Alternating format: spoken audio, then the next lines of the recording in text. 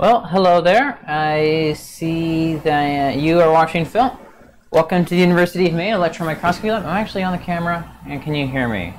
The mic should be good. Well, welcome to the University of Maine Electron Microscopy Lab. I am in front of a Tescan Vega 2 right now. It's a pretty cool instrument, but the first thing I got to do today is get it calibrated.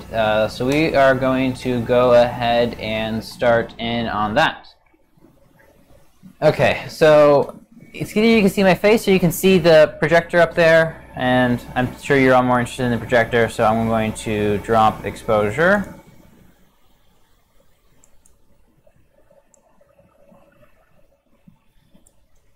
Hope I'm actually watching the screen as I do that.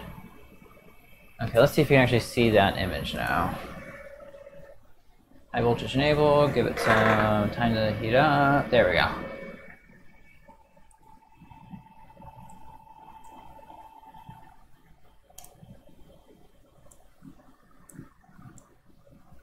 Okay, it looks pretty good for exposure. And I'll go ahead and punch in on the screen so you can see kind of what I'm doing.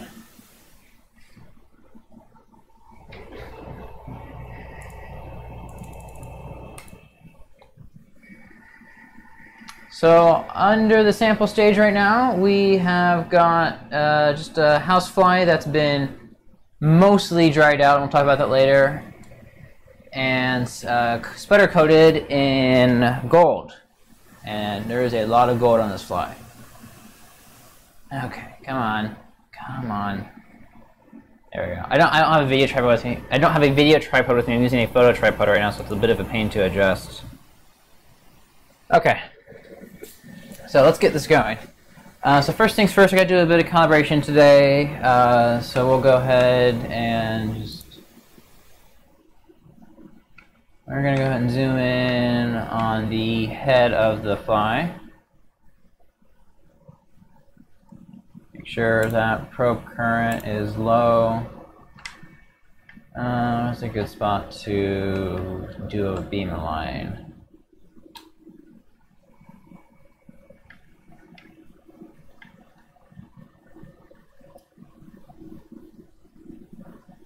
As you can tell, this microscope's a little bit different than the one I have at home, based on the fact that I can actually literally check my email on the same console I use the microscope on. I don't recommend doing that, but I could. And it's kind of funny.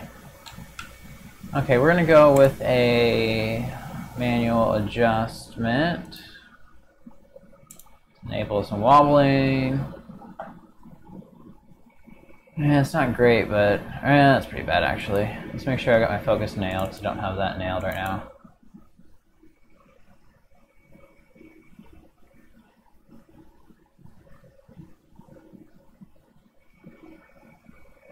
There we go. Okay, we've got good focus, and we can go back to manual adjust. We can enable some wobbling. Next. Now I gotta center my objective. Let's see, it looks like a lot of wide. Oh, that's the wrong way.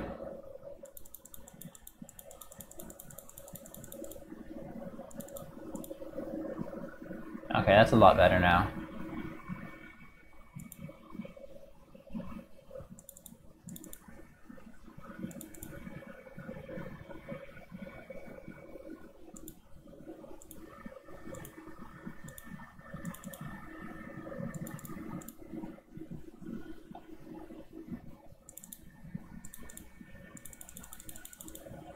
That is just about stationary.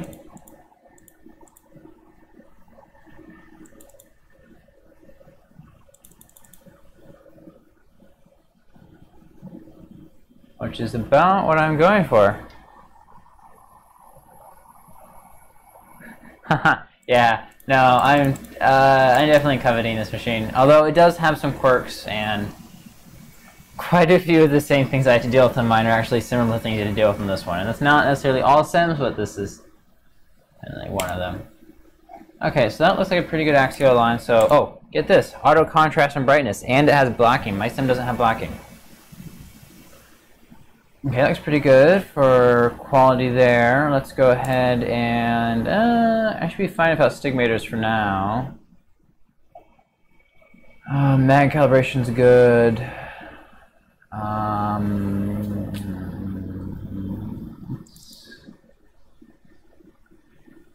Yeah, it looks pretty good. I'll go explore the head of the fly bit.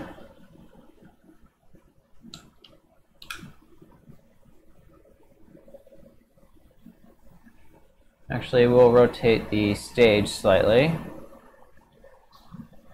Actually, let's do a bit of stage tilt. That'd be cool. Wrong way. Right way.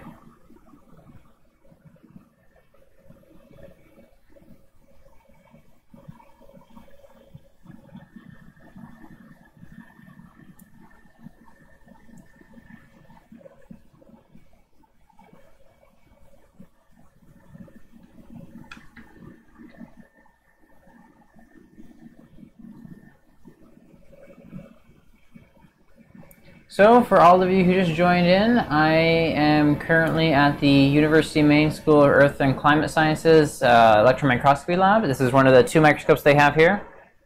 Well, I guess the other one's technically an electron probe, but it uses a lot of the same stuff as an electron microscope. So we'll go ahead and call it that for now. But okay, and then we can actually bring our stage up some. See here, we'll go stage 2. Let's just start out at 40. Oh, that's not right. Start at 40, go ahead and give it some stage move, and go ahead and bring it back into focus.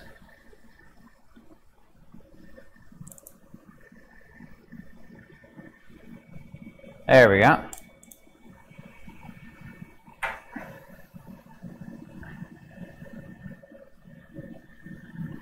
So for those of you wondering, we're running about 10,000 volts right now at a relatively high working distance, 35 millimeters. So I'm going to go ahead and get that down, but I just want to kind of slowly bring it up so that I don't run the risk of crashing into any expensive detectors. There's a single piece of phosphor in here that is completely exposed, and if you crash into it, it's $10,000 to replace. I really don't have a risk of crashing into it while I have the stage just moving around in here, but when you're working on the inside of this thing, it gets a little bit nerve-wracking. And I just want to kind of slowly bring this up so I don't risk a detector or a collision with any of the other detectors. Go ahead and give it a bit more stage tilt.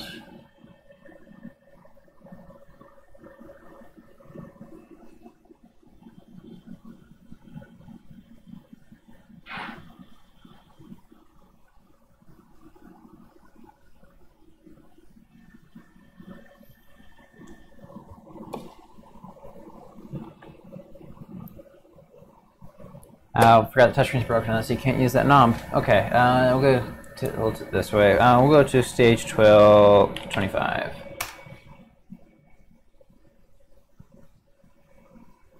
Okay, there we go. Go and rock back a bit. Okay, that's looking pretty cool. We'll do some really high stage tilt stuff later for anybody who's interested in seeing that.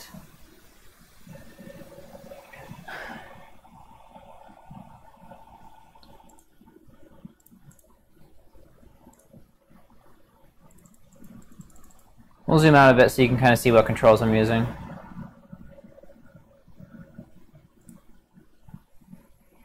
I guess I have to pan down for that too then. And the light's on. Okay. Let's see, we'll go ahead and bring our working distance down to 20 now that I know I'm clear detectors. Oh, that was stage tilt. I meant to do 25 there.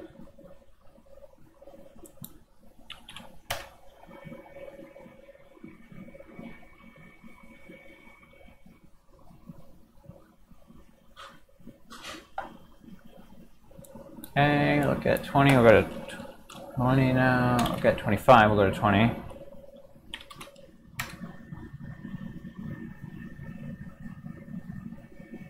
And I think I'm going to be able to swing 15 or so. Let's just check some. Yeah, I'll be able to swing 15.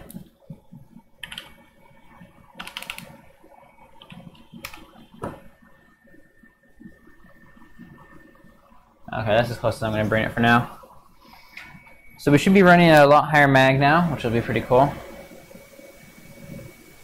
Or a lot shorter working distance, which will enable a higher mag. I'll go ahead and focus on this and capture an image. Let's find. We'll talk about why the eye of the fly looks like that in just a second, but we'll put that up to a rookie mistake for something I don't have to be concerned about on my SEM. Okay, that's in focus.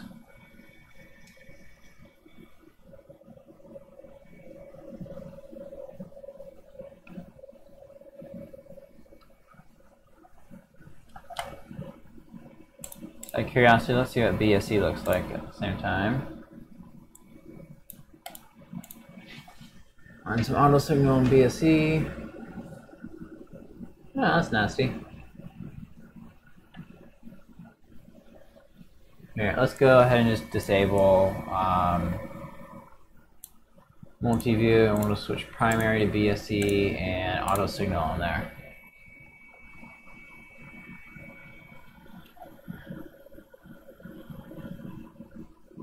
Oh, my detector's all the way out right now, so I'm going to get some really heavy contrast. So we'll go back to SE.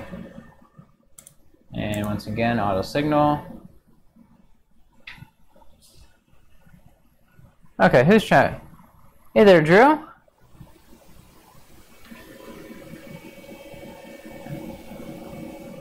Cool, we'll go ahead and save that image because that looks kind of cool.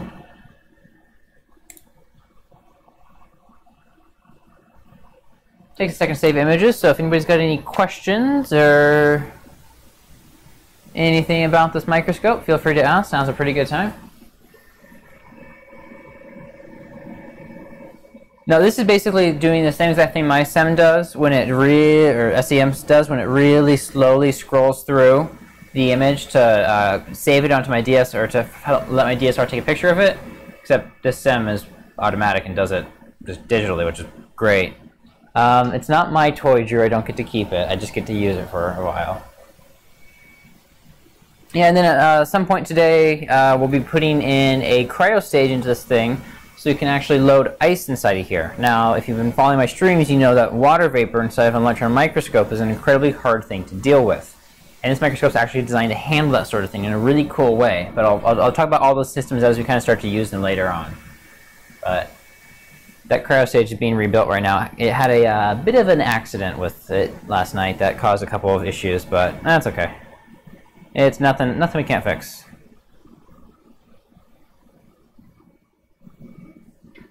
Okay, so that's just about done saving. Got another 25 seconds on that.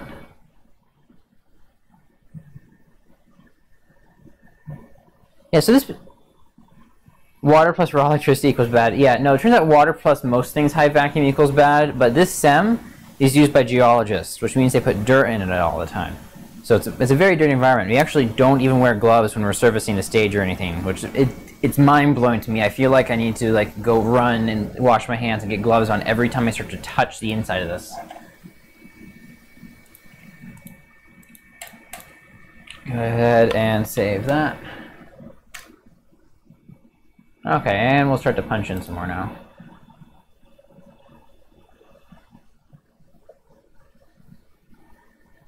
So I'll talk about what this spot up here is, because it's an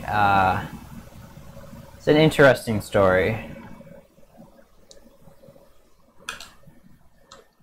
So on an electron microscope, there's something called probe current.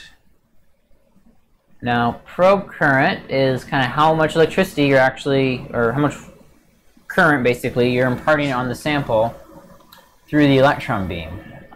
In my case, in this particular case, the answer was too much, because I had probe current set really high for doing some spectroscopy or some crystalline orientation work on ice. And I boiled the surface of the fly's eye off. So that's why you get this kind of strange terrain right there. Definitely did not intend to do that. So, whoops. It was kind of funny that wouldn't happen. Now you can actually like see it boiling off in the video really clearly. It was really interesting. Almost had to auto signal that.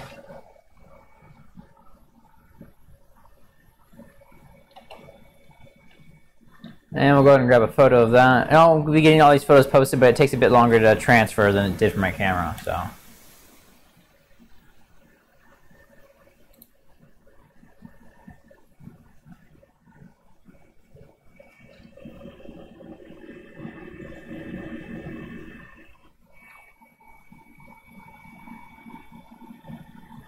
You know what? We're going to break that, because I don't think I really focused very well on that. So we'll punch in. I just want to point out that I casually went to 2.4 or to 26,000 times magnification, which is something I could like never do before mine. Okay, so you see that when I'm zoomed in, you can actually see a little bit of that boiling action going on. So I've still got some water vapor left in here, but I'm not that concerned with it. So it's already damaged this part of the sample pretty badly.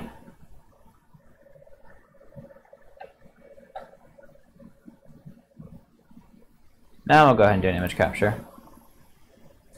Yeah, it was kind of funny is that it was actually really easy to go from UMain SEM and just all the concepts behind it to just starting immediately to work with this one. So that was pretty fun to just be able to come in here and start using it.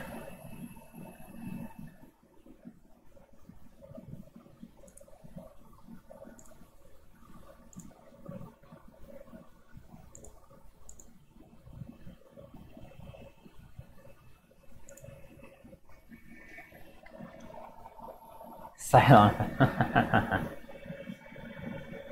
Be nice to each other in the chat.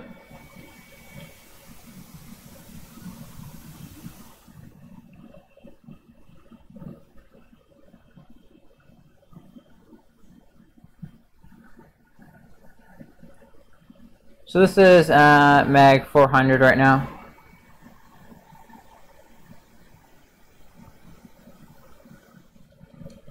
Once again, anytime this is happening, it's a great, actually anytime during the stream is always a great time to ask questions. I love answering them. But now I'm going to go ahead and see if the same thing looks like with backscatter. So I'll go ahead and move the backscatter detector in place. Just turn the beam off, hit the wheel. Ah.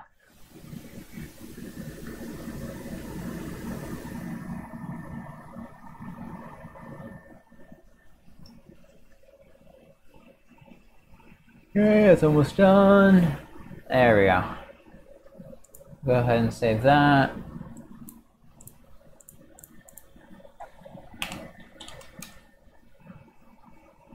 Turn the beam on blank and bring the detector in.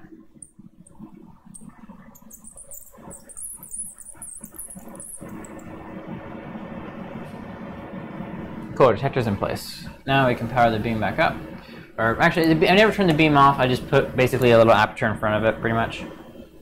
And we can go ahead and switch to backscatter. Ooh, and auto signal.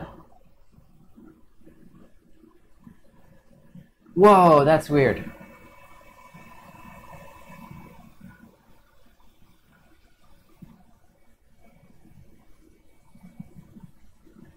Oh, I know what that is. Okay, this is really cool.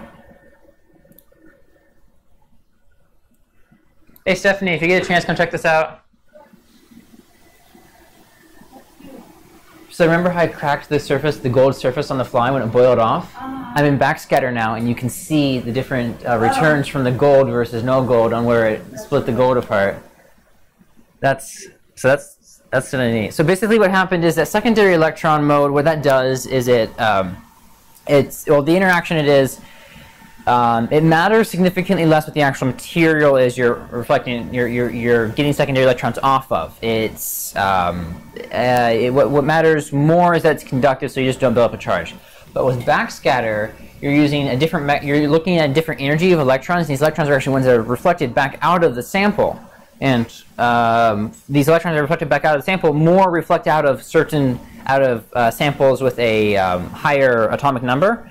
And so the structure of the fly itself is a relatively low atomic number, so not very many backscatter returns from that.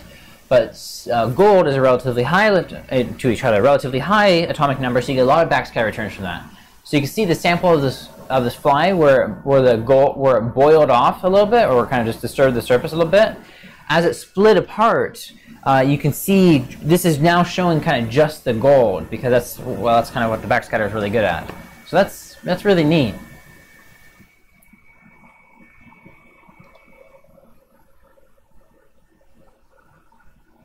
I didn't expect to see that, so I'm glad I switched it over to backscatter, because that's cool. I like that.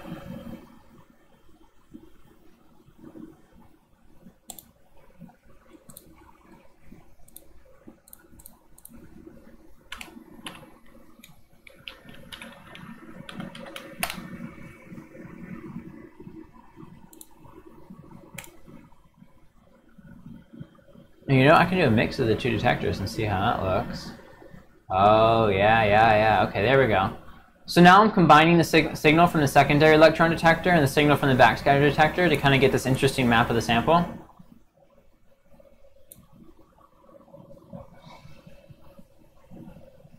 That's neat. Yeah, we'll go ahead and save that, because that's really neat.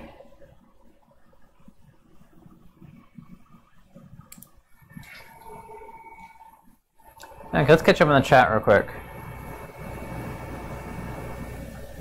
Ah, yes. I'm winning over a rocket flight controller. I feel happy.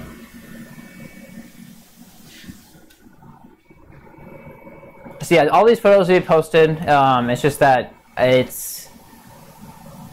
can either use the computer that I'm controlling the SEM with to post the photos, and I don't want to do that, or I can use a Windows XP computer to post the photos with, and I don't want to do that, so they're going to be posted later. Now, some of the spectroscopy software and the crystalline orientation software for the electron backscatter diffraction systems, the software runs on Windows XP because the replacement software is really expensive. So, Windows XP.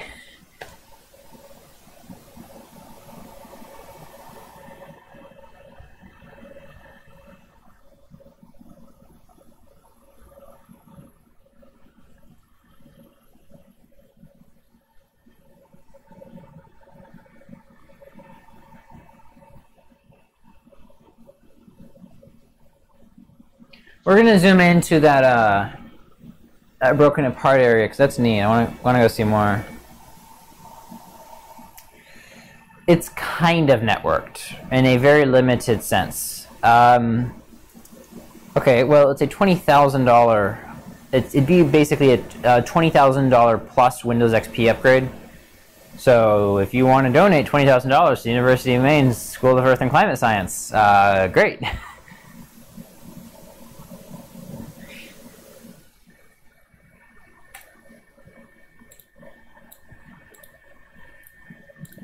No, for the SEMS control system, it's fine.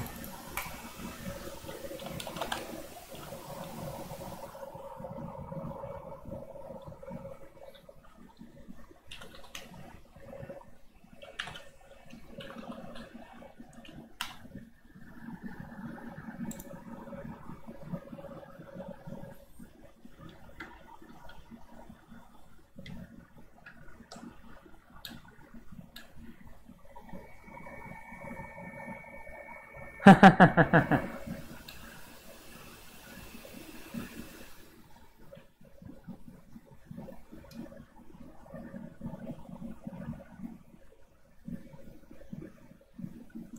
likely going to cause it to boil a bit more, but that's okay.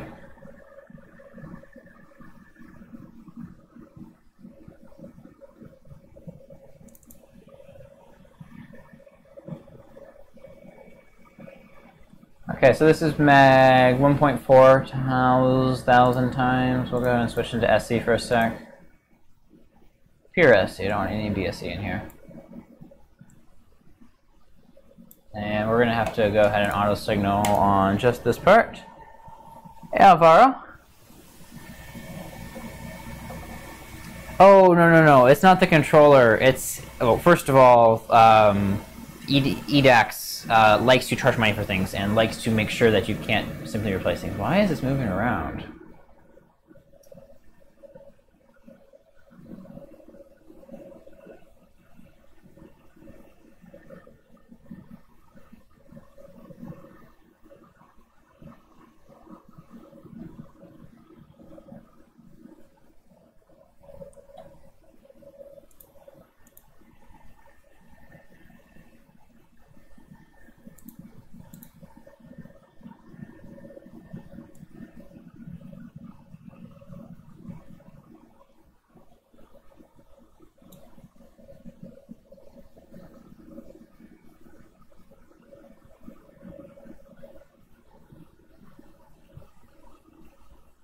I have no idea why it's moving around. We'll see that, we'll see if that shows up in, it's taking the photo. It'll show up pretty fast if we got a problem.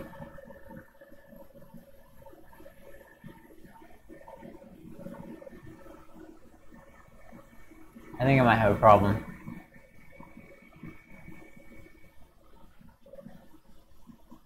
Huh.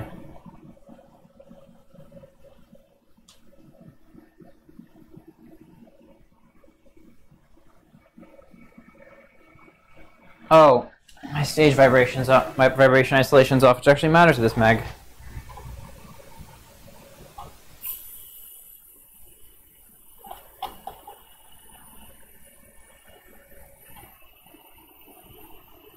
Okay. That should have significantly improved things once the vibration dampeners come on. Yeah, that's helping a lot. Sweet. Okay, so it turns out when you are at really high meg, you need vibration isolation. Yeah, no, this software does a lot more than just X-ray analysis. It does crystalline orientation using the backscatter deflection and a lot of other stuff.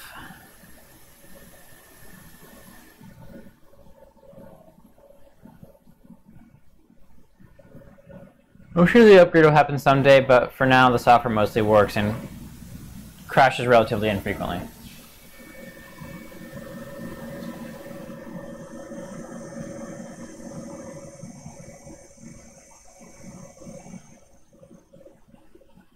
Okay, the isolators are still coming up. They take their sweet time. So we'll let that, oh, we'll save the image while we wait for that I'll wait for the isolators to inflate.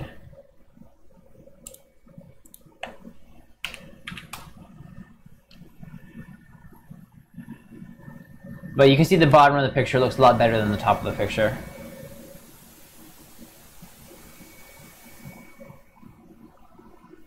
Yes, if you remember that UMain SEM has a that spring-based vibration isolation system that doesn't work very well because the springs are collapsing. But this one's got a air cushion driven system.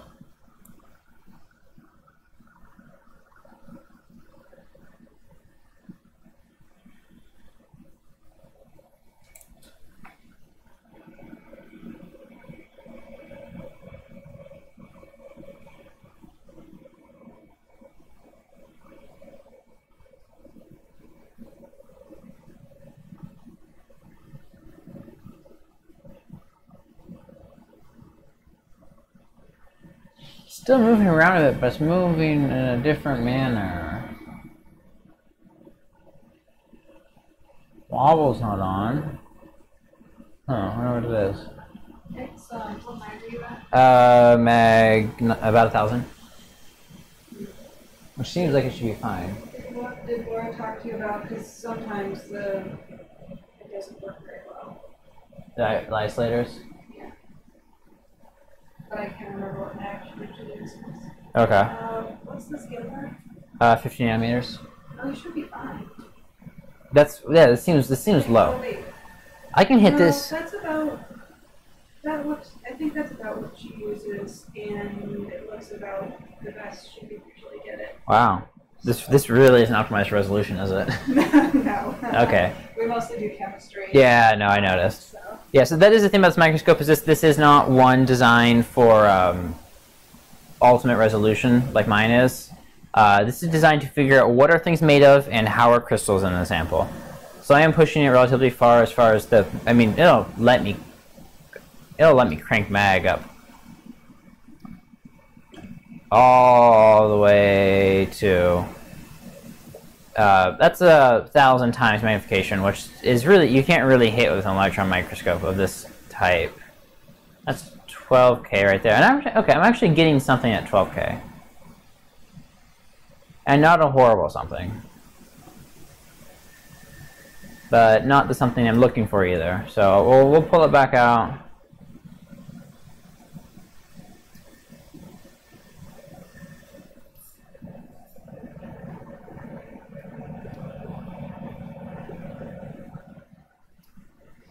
No, on Thursday, I was on a different electron microscope that's definitely optimized for resolution, and that thing was punching in pretty far. We hit 40,000 no problem. 40,000 is what I'd like to, is kind of, as after talking to the director of that lab, is probably about as much as I'm going to be able to expect to get out of mine. You know what I might be able to do is do a different style of image capture. It'll be lower resolution, but I should avoid some of the problems with the stage moving. Actually, it looks like it's stay out some, so we're going to try regular image capture and to see how that works.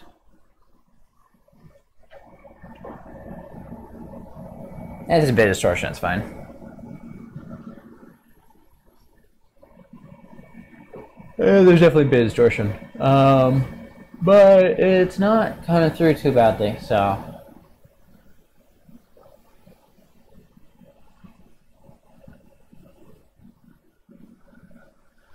Hey Rebecca, welcome to the show.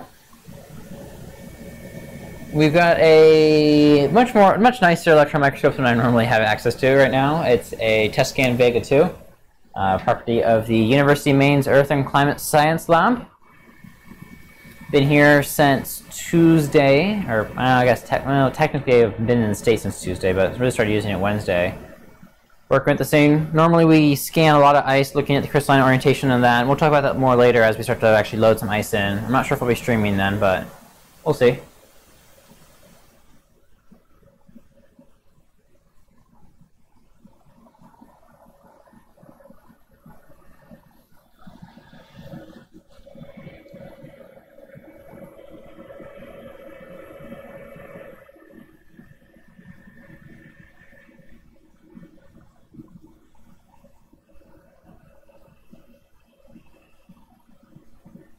Okay, yeah, that's possible. That shows what I wanted to show. Well, sweet.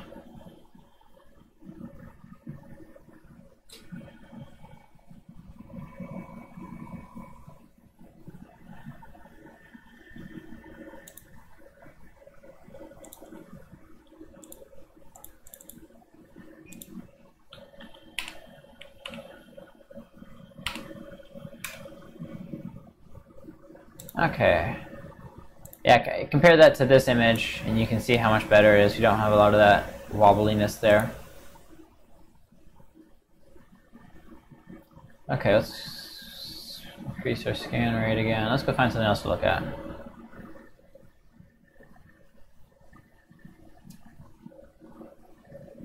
If you don't like insects, this is not going to be the live stream for you to watch. I'm just going to put that out there right now.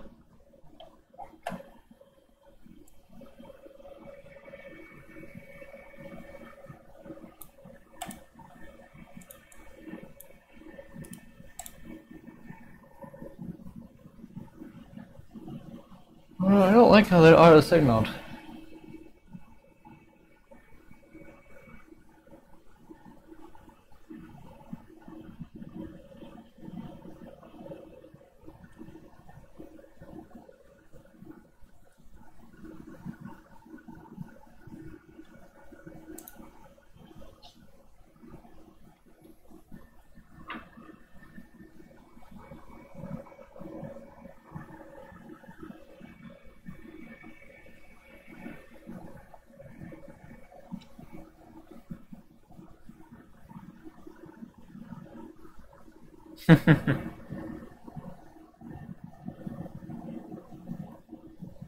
The cryo stage looks good.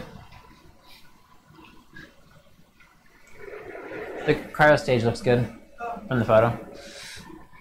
Yeah. Very nice when you paint it. I don't think I properly introduced her. Stephanie Mills is the person I've been working with here.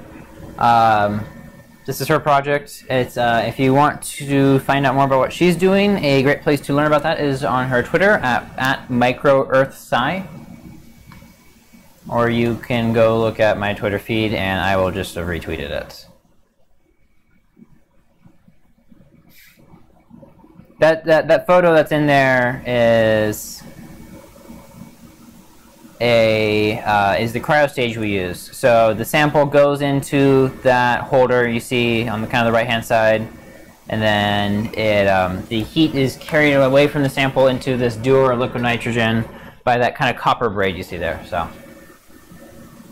for those of you who don't know, if you want to get a lot more frequent updates than the occasional live streams I do on electron microscopy, my Twitter is a really great place to do that. You also see me ranting there about why isn't this working? This should be working. I'm doing everything properly to make this work. So, pretty fun.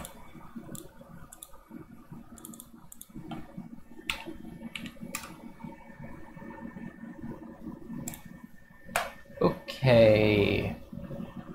Oh, zoom out. Let's find somewhere interesting. I mean, it's all interesting. Let's find the most interesting spot. I got the wing. One of the wings fell off, unfortunately.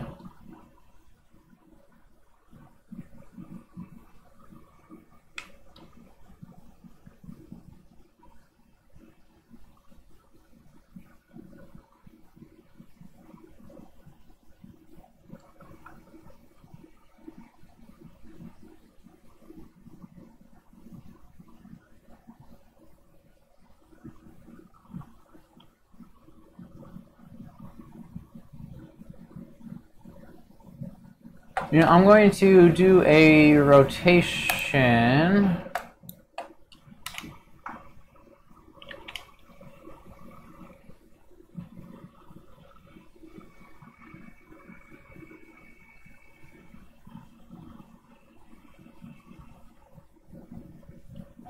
Okay, sweet. That worked.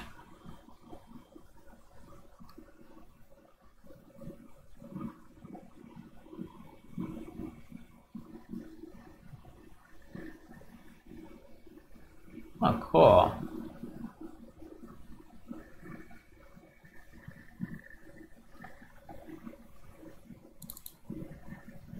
Whoops, whatever.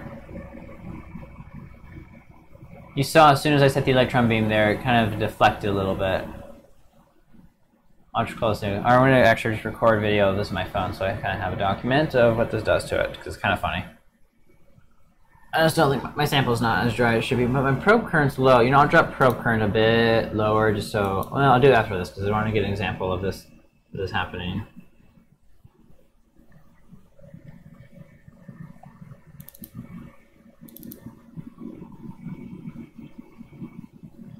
Didn't happen over there. Let's try it over there. There, it happened. Okay, let's go ahead and drop contrast a bit so I can actually get some usable data out of there.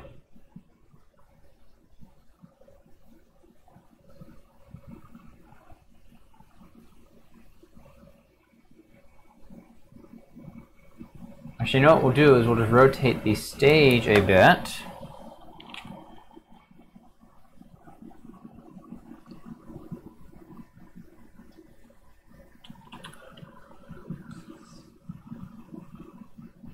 Yeah, there we go, that fixed it.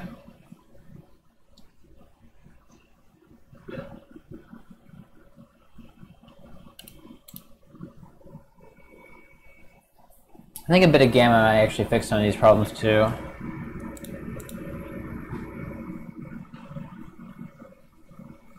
But I don't know where to adjust gamma on this microscope. Huh.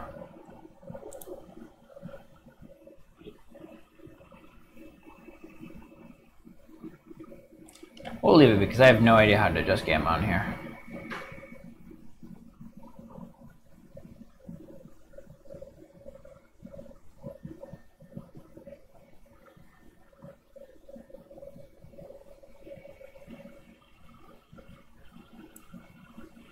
Oh, I can mix in a bit of backscatter. Yeah, I'll do that, because the backscatter detector is right overhead, and so that will get better returns off of that. What's dark for the secondary electron detector, because secondary detectors just oriented differently. So, it's, I mean, the electrons physically have to travel from the sample to the detector for it to be visible.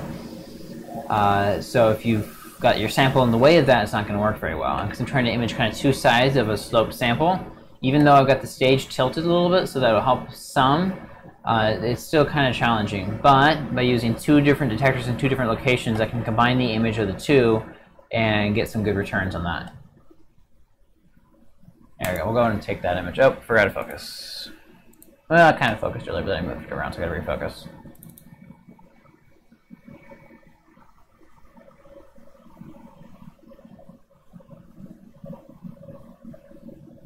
There we go. Now we're focused.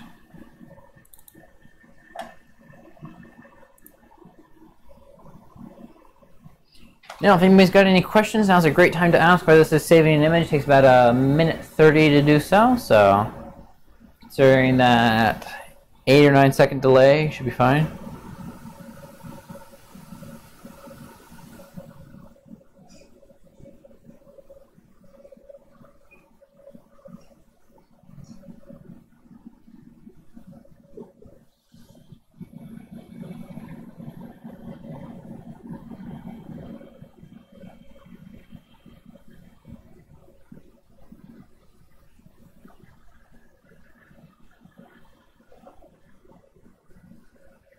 I'm gonna go ahead and get a jacket on real quick. Let's keep this lab pretty cold for the microscope.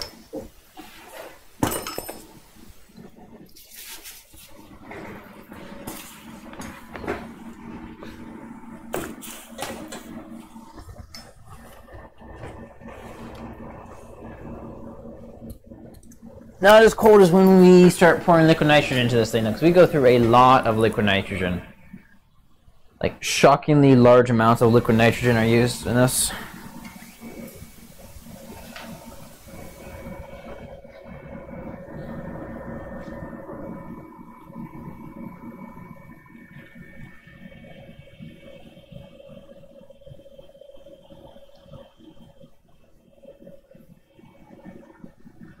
It's pretty cool. Not great contrast, but that's okay.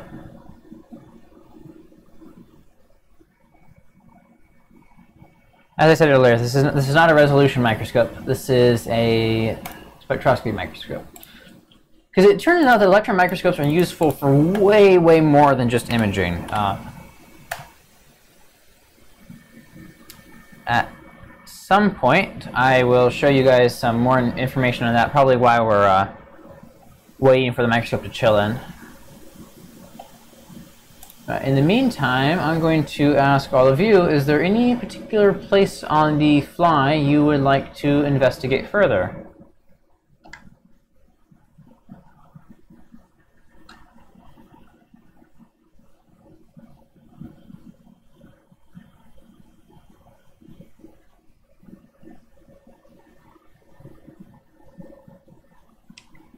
We got the wing, got some legs, got the thorax, abdomen, some hairs. Oh, I've actually got a human hair that's been coated in here. I can go look at that, I think. Yeah, we'll pan over to that real quick.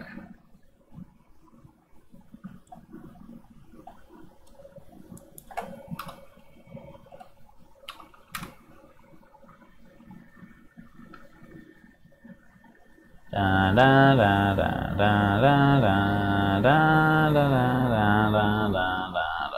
We'll come back to the eyeball later, Drew. Da, da, da, da, da, da. Just doing a stage move right now. I got the sample holder on the opposite side, so I gotta just slowly pan over there and cool and clear the detectors. Okay, that should be something. What is that?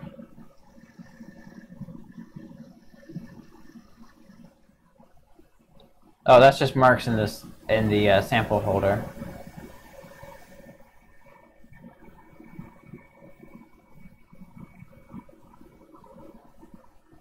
That should be the carbon tape on the sample holder, so I'm close.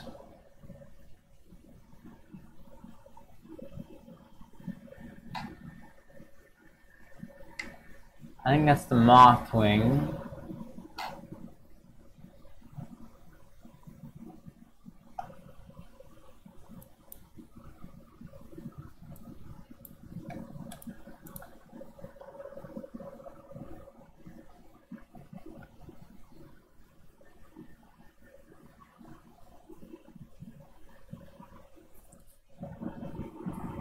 I zoomed out. Yeah, zoomed out. Oh, you know what? We're just gonna go to wide field, which reduces quality significantly.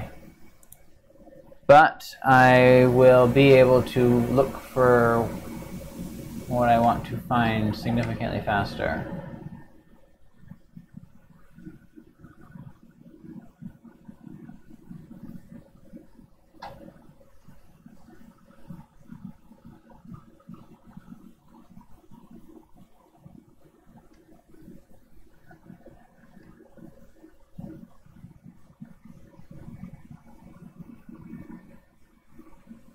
Oh, that's the edge of the stage. Yeah, I'll take a photo, that's kind of cool. I'll spend the time on finding that. Finding what I'm actually looking for.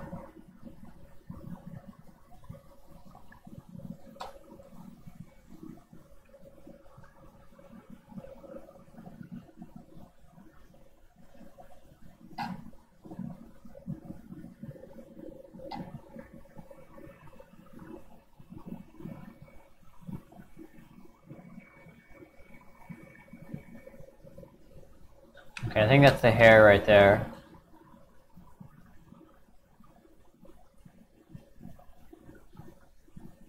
Yeah, there was once a fly attached to this slide, but as you can see, that's no more.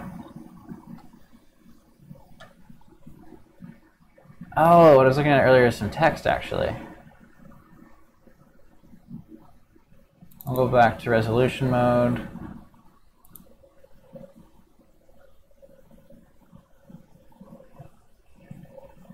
You know, I'm not sure this hair has been carbon or sputtered or carbon coated, so we may not be able to actually pull any detail out of it.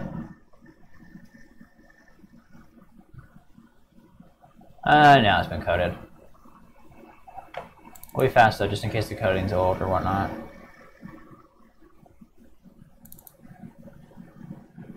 Well, there's some hair.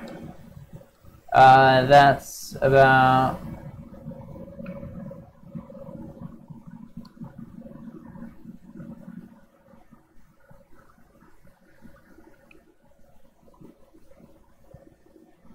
$60 60 nanometers wide, according to the scale bar.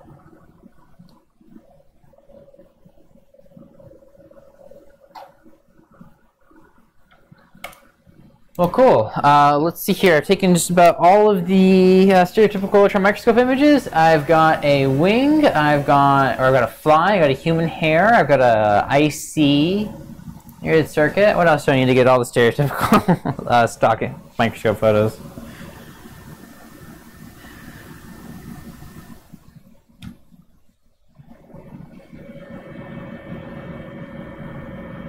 That's a bit dark. Let's break that. I want to get some more brightness out of that.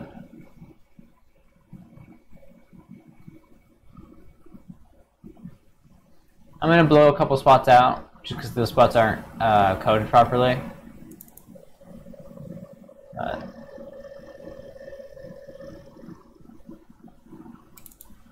rather get better image quality overall.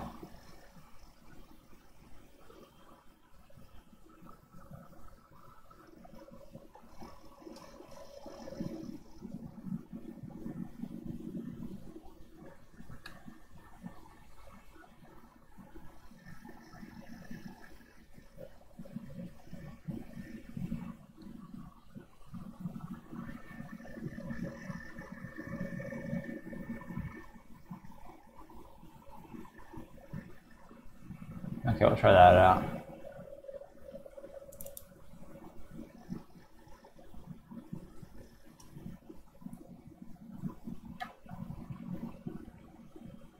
And save. Or capture, I guess it's not really saved right now, it's just scanning the beam slowly enough so that the shot noise isn't a huge problem for me. Basically just, I mean, the whole idea here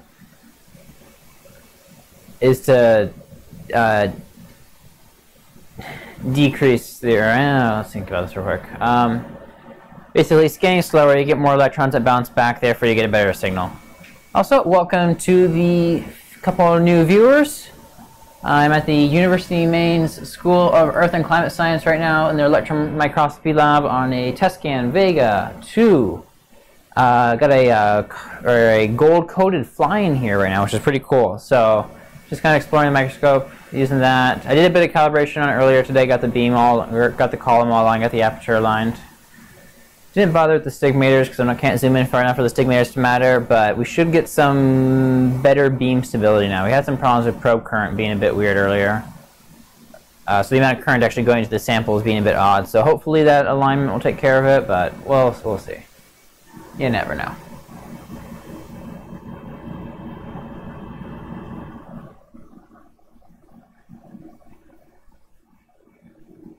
And there's a bit of oddness going on here, but that's okay. It's still a cool picture.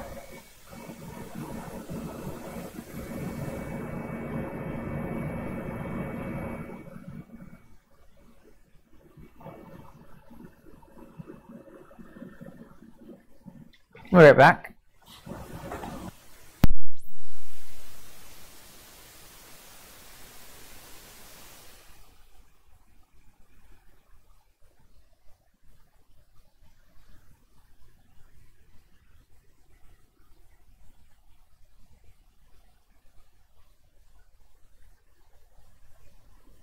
So that's going to be it for the fly for now. We're going to get the cryo stage set up, so I got to do a bit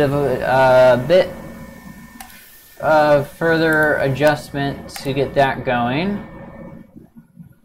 What was this? Just secondary? Yeah, that's just secondary.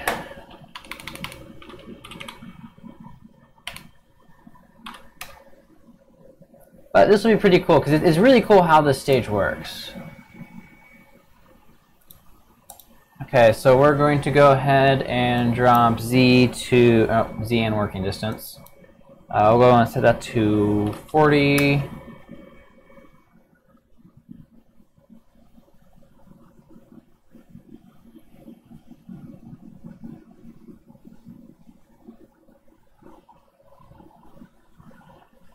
And I will level out the tilt I have.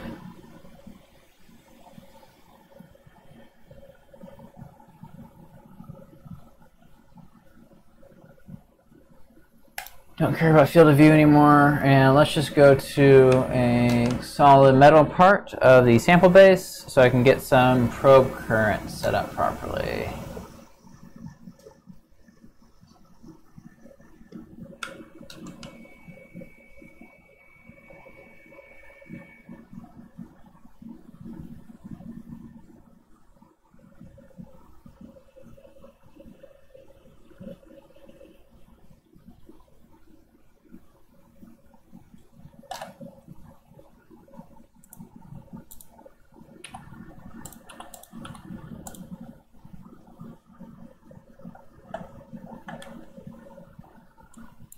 Can you hear me?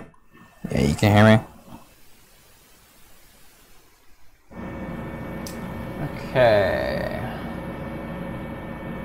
Go and switch into BSC because that's what mode we're actually going to be in. Auto signal that. Okay. Yeah, let's take BSC. I wonder, as my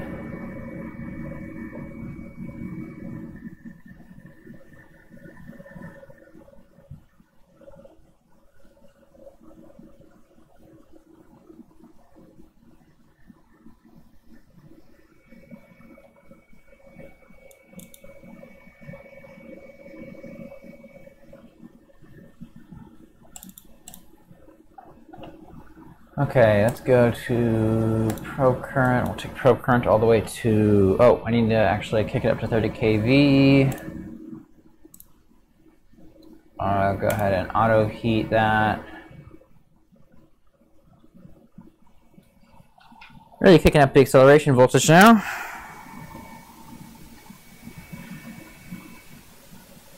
Oh, it's trying to do alignment. It's going to fail at the alignment, so how do I realign the column now? Yay!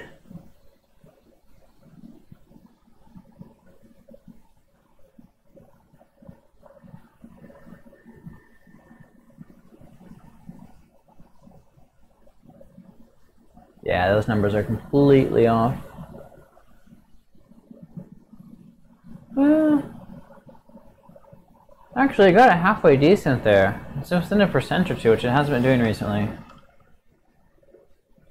If I can get current high enough, it'll be fine. So let's find a good spot to run in a line on.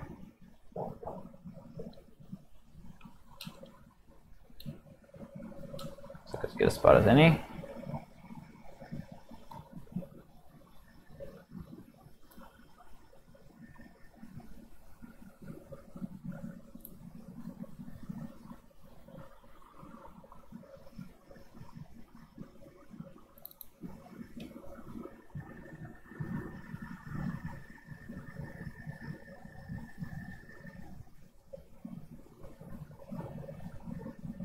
Yeah, definitely didn't get alignment right.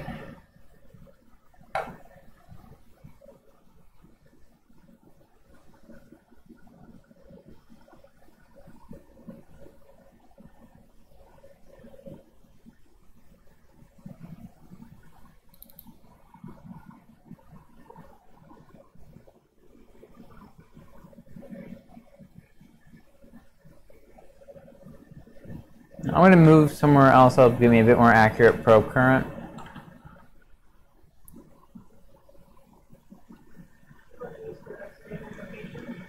Yeah, off the edge of the... Yeah, I just realized because I was on the riser right now, I should probably get back to the regular sample stage.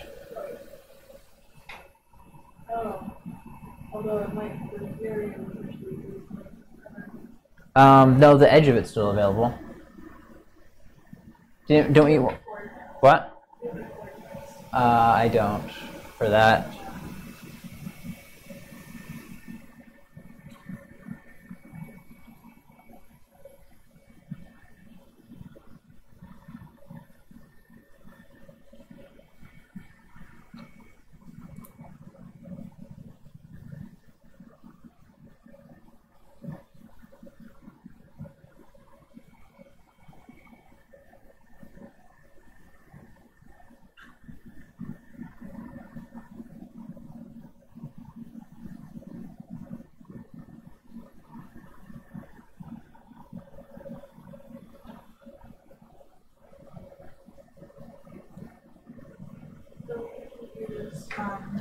-2, -33. I can get... Yeah, I can get 25 and I can get you... I can get you on the edge. Does that work, or... Probe current, on that consistent of a sample, probe current shouldn't matter nearly... It should be. Yeah, so I'll get at 25 and get you on the edge. Yeah, but I know that if you're on a sample holder, it does be. Yeah, and I realized I was there, so that's why I... Okay. Then I'll talk to you about targets later, because I'm not going to remember them right now.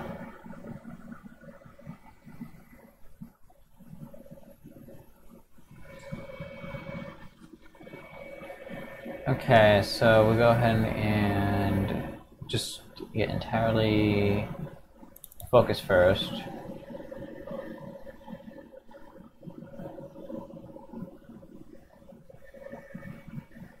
I start to focus on the edge or something.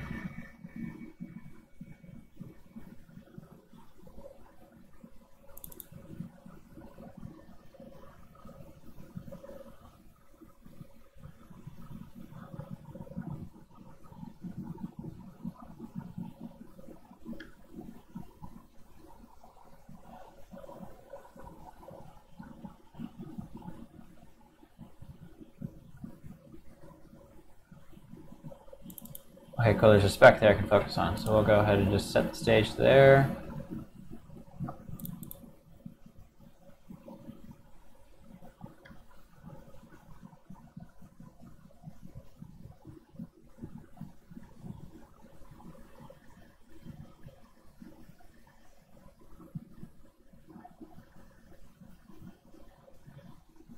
Oh, I'm in wide field too, that's why wide field, that's why everything looks so weird. Very confused there for a second.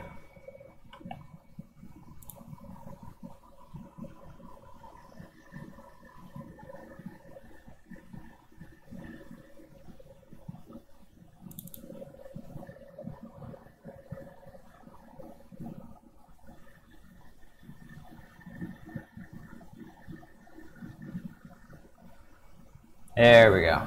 Now we're in focus.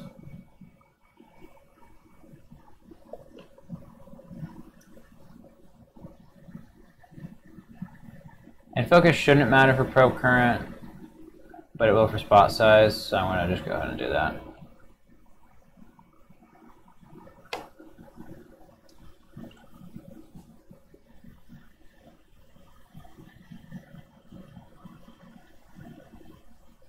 And column's all wobbly again. Yay, gotta realign that now.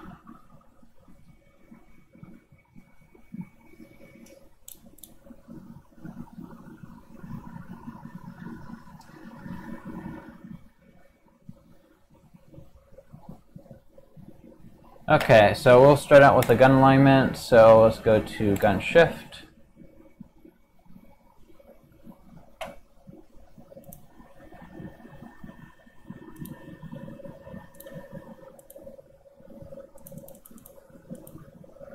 Oh, first I need to get my probe current all the way up, so we'll go to probe current 1, auto signal. There we go, that looks more like a signal I'm used to seeing.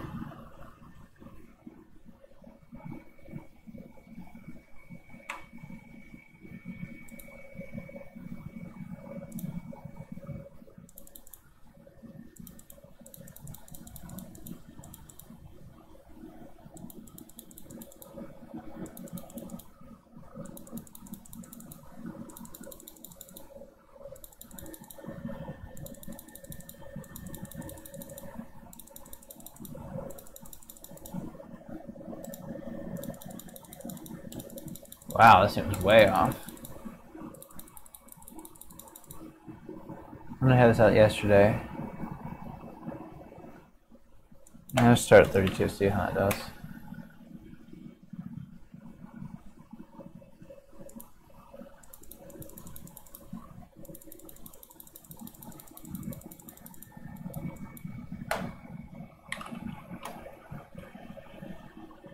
Oh, whoops, that was signal I just changed, that wasn't. That's why it was changing, because I wasn't adjusting gun shift. I was adjusting signal. Okay, yeah, that seems more reasonable.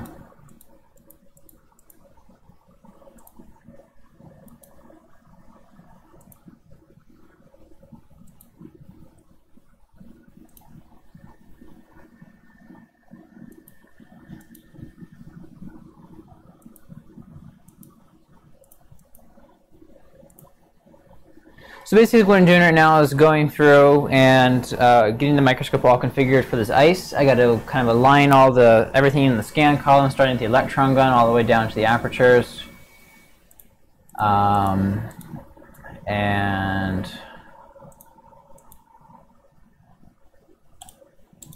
in that process, hopefully improve our image quality.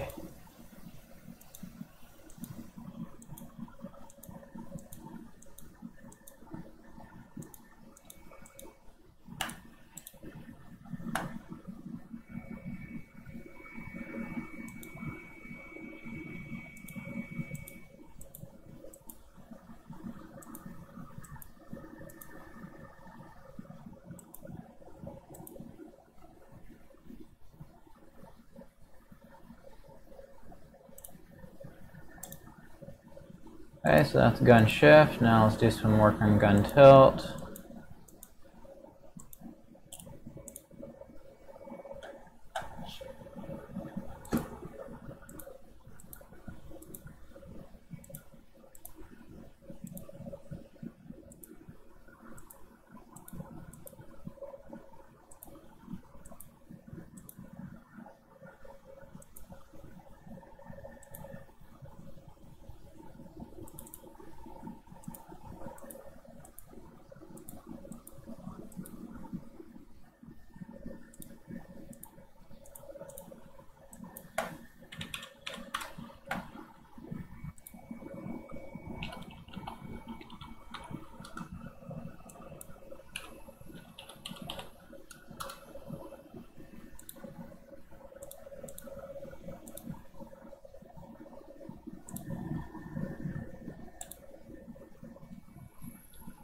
If anybody's got any questions, now's a great time to ask. I just gotta step through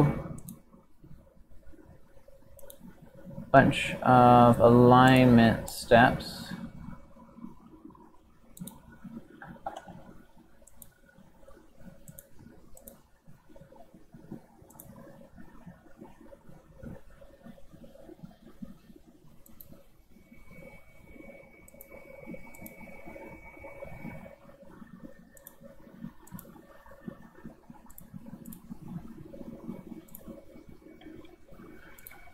Okay, and now let's do some objective centering.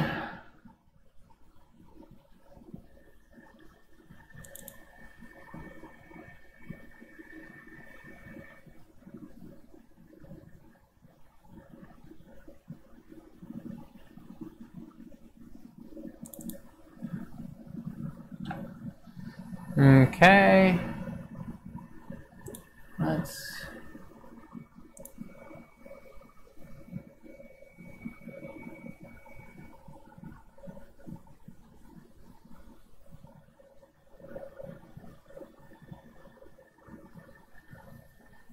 current seems like it should be higher right now. Let's figure out why it's not.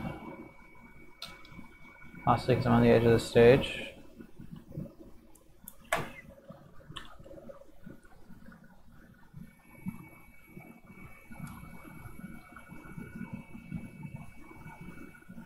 Yeah, I'm on the edge of the stage.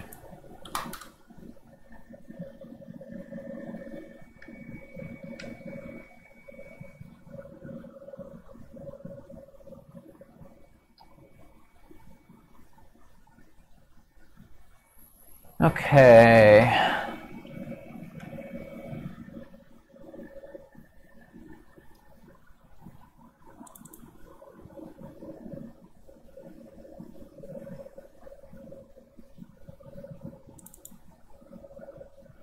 Let's set this to 100 meg. That'll be easier, but zoomed in. And let's get some wobble to adjust. Wow, it's bad again.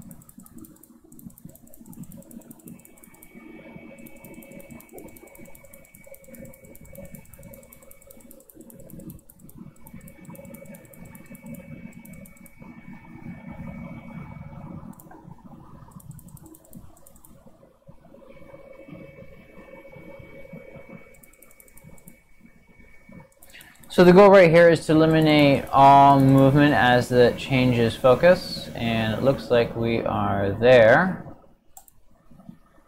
And let's check probe current now. We're at 270 nanoamps, but I haven't optimized PC Find also. Hey, that's actually right where it was when I left it. Or is about 10 higher, so that's a good sign. And of course it'd be somewhat different because I just realigned everything, so. But no more wobble, which is great. So what's the set points? I gotta make a new log. What did you say it's at right now? It was yesterday, the best estimate I got, it was somewhere between 125 and 300. Probably about halfway between that. Okay. Assuming beam stability. Which is a horrible assumption to make. Yeah, and so do you think that when it wasn't getting as good of patterns that it was actually at 300? It might have been more. But if we assume that there was stability in between when we pulled the stage out and we put the crowd stage in, yeah, it'd be 300. It'd be really close to what it is right now. Okay. Maybe let's do 50. Okay. Just Well, I'll take set points for 125, okay. 200, or 125, 175. Actually, why don't we just go over 25? Or I mean, that seems a bit excessive. We don't need that. Yeah. So let's do 125, 200, 250, and 300. Okay.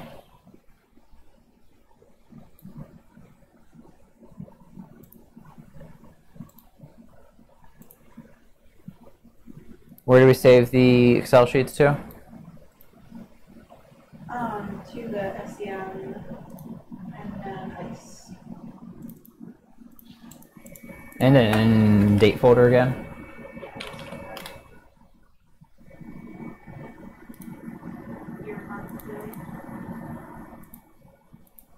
As it should be properly done. Yeah, I didn't realize that was actually the international Yeah. standard. I just came up with that instead of my folders were always in order. You guys use dashes. Yeah.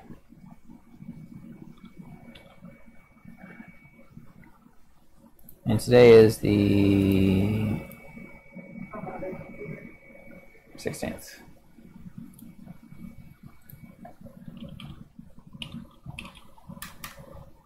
What do you name the Excel sheet? Log or?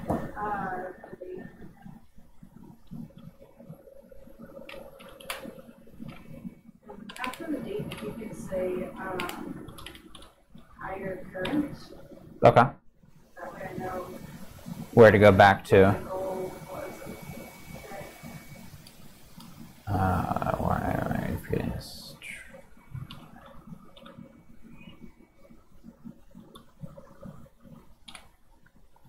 I keep trying to reverse all the numbers from that date and that date, and it's like, oh, come on. How did I mess that up? 1709.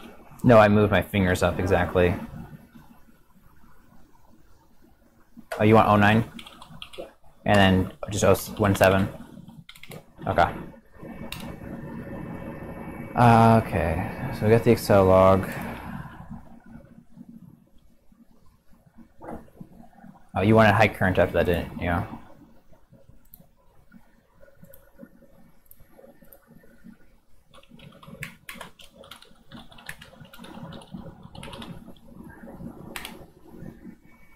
Okay, so after I get P, so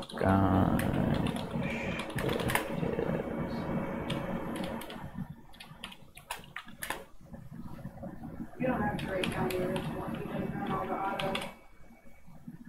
I didn't write down the original. I've already gone through everything and shifted it. So I've done everything but PC fine. You might want to get finished on the waffle. Oh, whoops.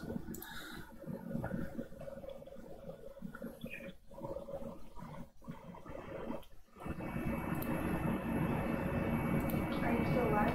Yeah.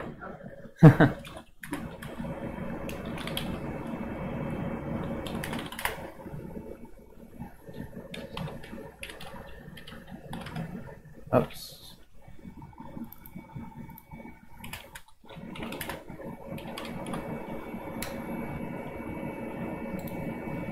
Do you want the objective centering noted, or? I haven't been, so. Okay. And let's see here. Oh. Question for you. Am I your Yeah. typical visitor? Oh.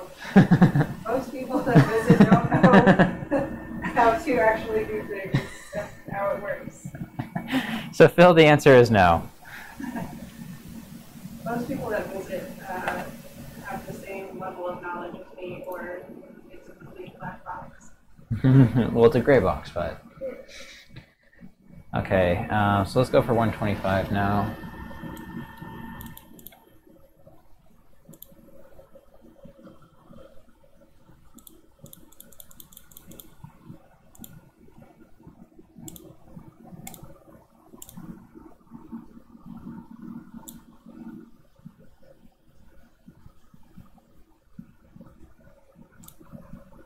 Oh, I don't care about tooltips.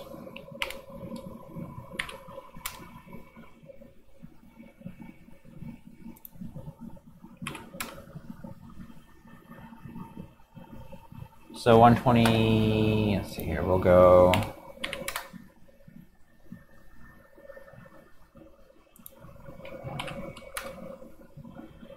Okay.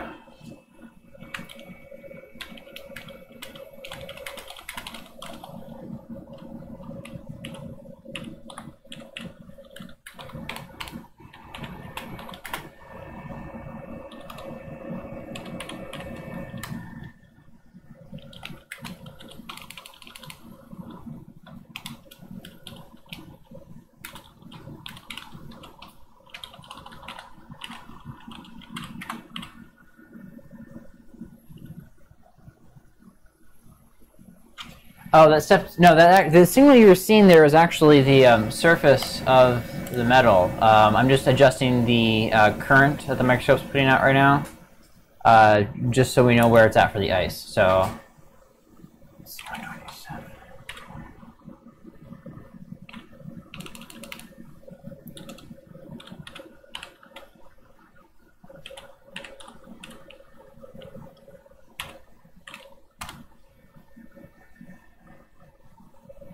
So you want 125, 200, okay.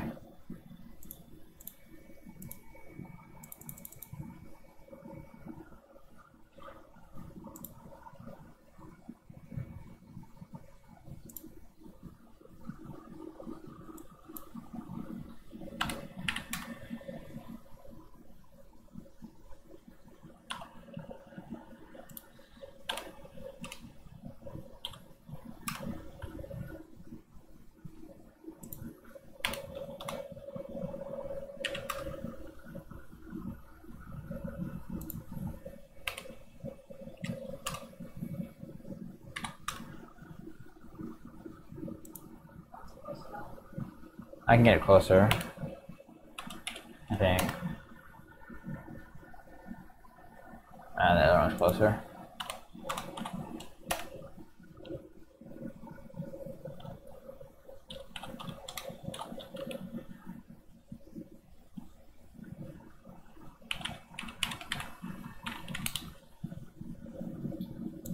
$250.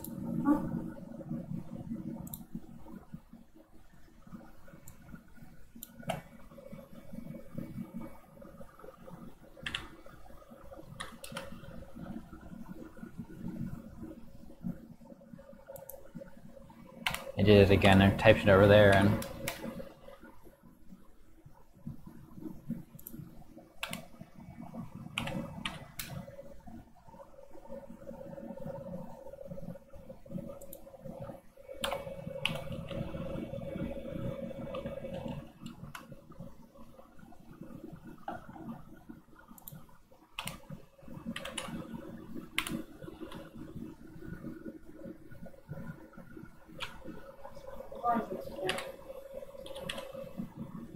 But we can go so much more precise than that.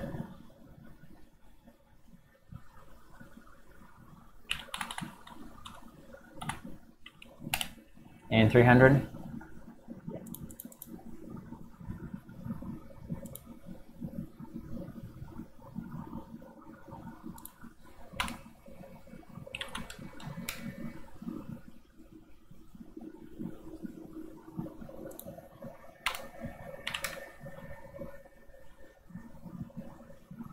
Do you want it 15 high or 15 low?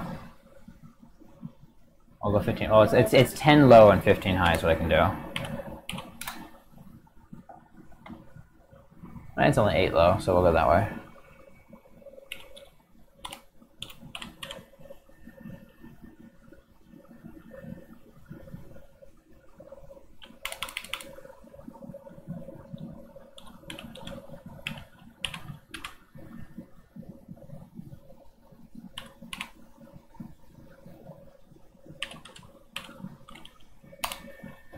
Okay, that's all our set points.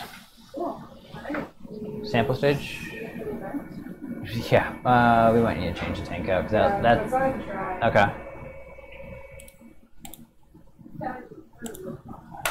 Little tiny bit. Okay, and venting. Yes.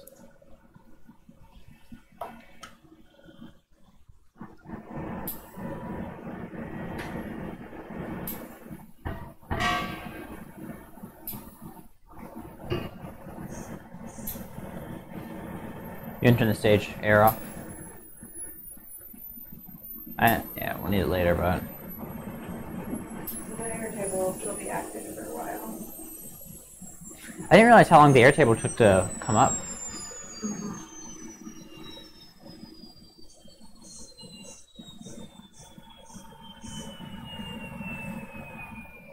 And a good exchange position is -15, 40, or -40, and 100.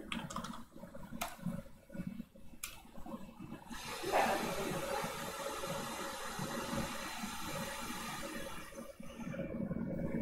I'm gonna change out the things now. Okay, I'll get started removing this then.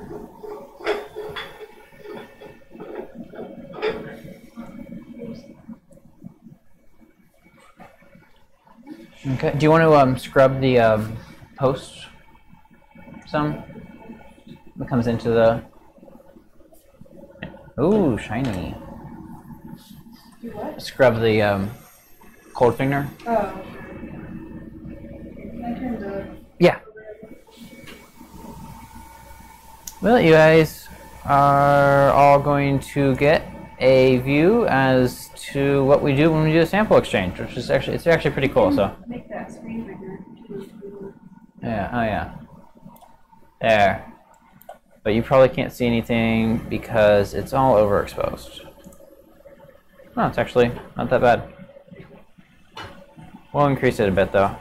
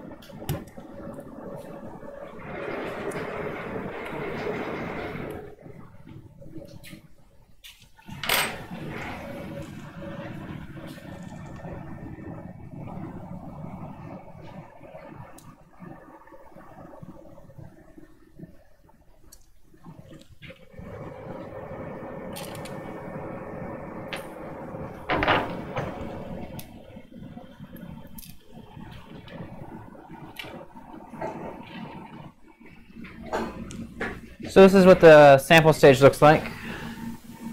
This is the rotary axis, and you can see on top the samples we had on. So there's the fly, and then that's the hair we were looking at earlier is in there somewhere.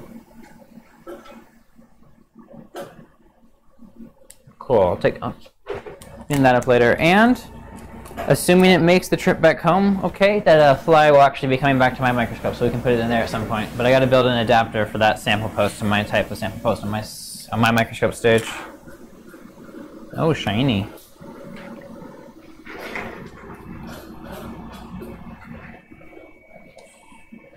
How often do you have to do a cleaning on it like this? I try to do it as little as possible because I don't like to get water everywhere. Just when it looks pretty bad. I think some condensation got on it last night because it was probably still a bit cold. Mm-hmm. And I had to take some of the straps off anyways. So just a good time to clean it? Yeah. But it does help because we get better cooling rates when I clean the surfaces that the straps come in contact with. Nice. Well, we got a pretty good curve on cooling last night, so we should be able to do a pretty good comparison today. Yeah, it should be the same or better today if I got the screws on there tight enough. I'm guessing you torqued them down pretty hard. So that matters too. You know, if there's one thing I learned, it's that everything matters. Yeah. There's very few steps where you can just get away like, this is close enough.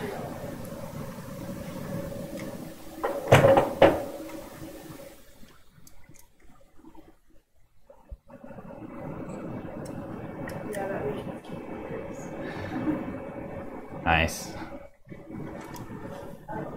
Well, with the air, it's just a little bit richer in nitrogen here. Well, gas is a lot richer when we do the liquid nitrogen stuff. Oh, by the way, everybody's watching the stream. You should stay on until you start using liquid nitrogen because it gets really, really cool in here. classic mad scientist. Yes, it looks like we're doing proper science because there's a lot of liquid nitrogen going everywhere.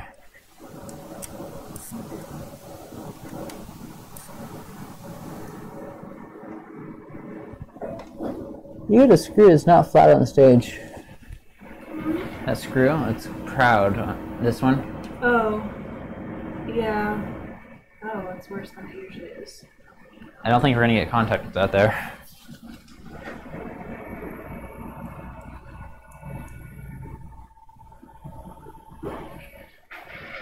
It's one of our non-measured. Yay! Is this? Okay. Yes.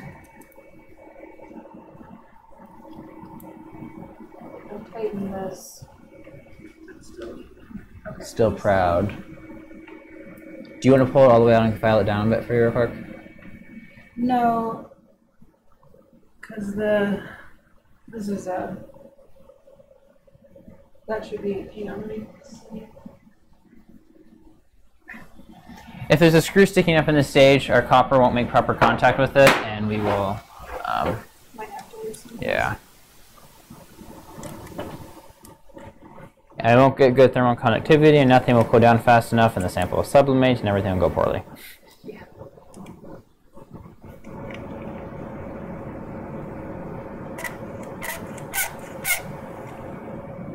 Where did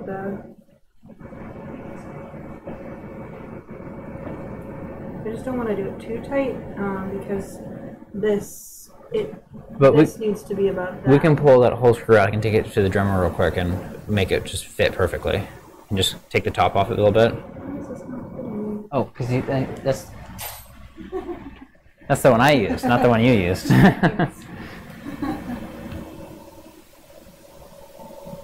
That looks fine. Thank you, Cedar.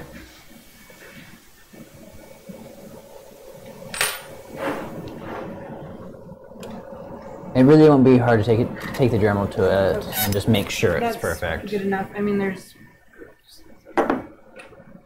should be good. Okay. I mean, I can still see it sticking out, but Yeah, it's good.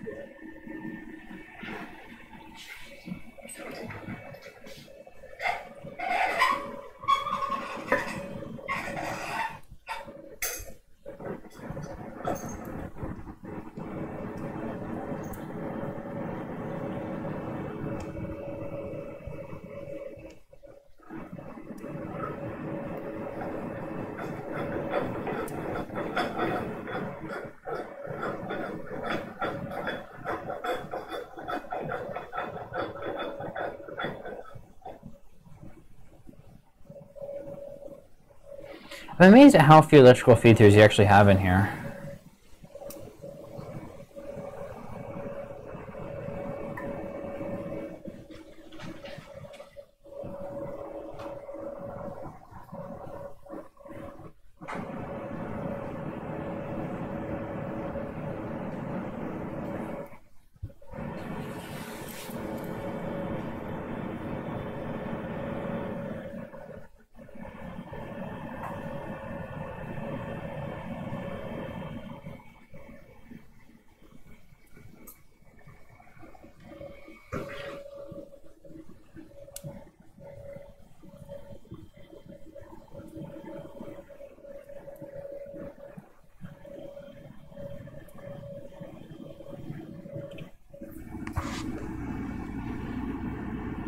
What corner did you file down in here? The wrong one. Okay. I think. Yeah, I'm just looking at that. Can you go to, is everything attached? Oh, except for the thermocouple. Yeah. Go ahead and attach the thermocouple, and then let's move it to normal operating position.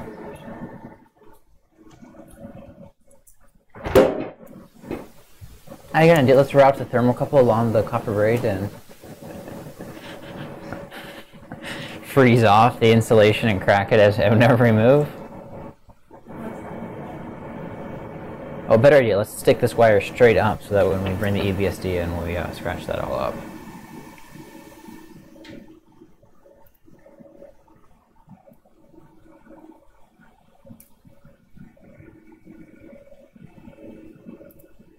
Keep in mind that that's going to be back. Yeah, I'm just kind of trying to get it down there, kind of.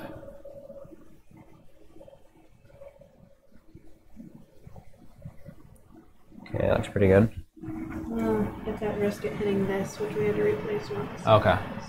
Let's just put it over to the sideways. side. Okay.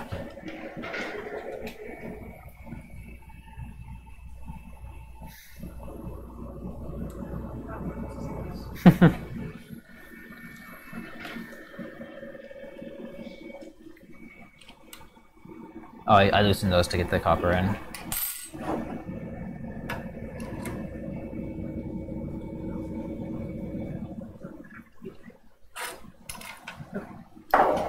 You can go to y negative 20 z 80. Y negative 20 z 80.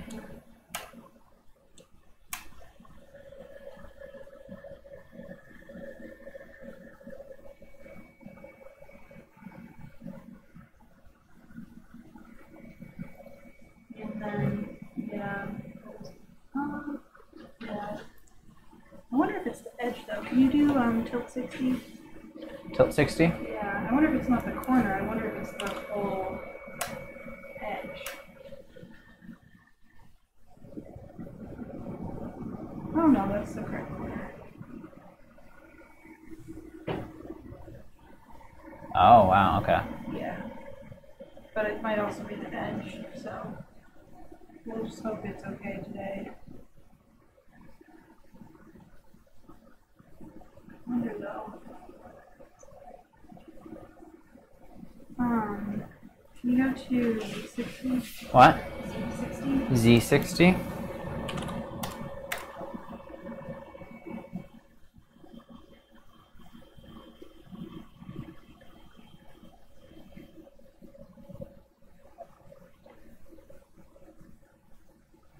Trying to see if we change the angle of the wedge. Isn't the angle on the wedge pretty well optimized up for EBSD?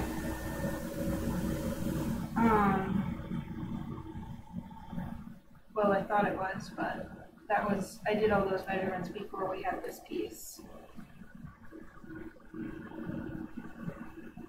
It should be okay, but let's not go much beyond y negative 20 today.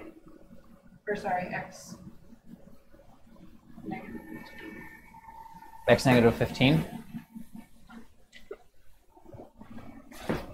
Yeah, we can go, yeah, let's not go beyond x negative 20. Is there a notepad somewhere I can write this down on? We can just put it on the Excel sheet. Oh, yeah. And once we pull it out tomorrow, or sometime, I'll work on sending it down. So let's pump up also. Wait, actually, before we pump up, Yeah. can you get some rubbing alcohol? You got contamination on the O-ring seal right there. Oh. And then do you know if you can do vacuum grease on the O-ring too, or? Okay.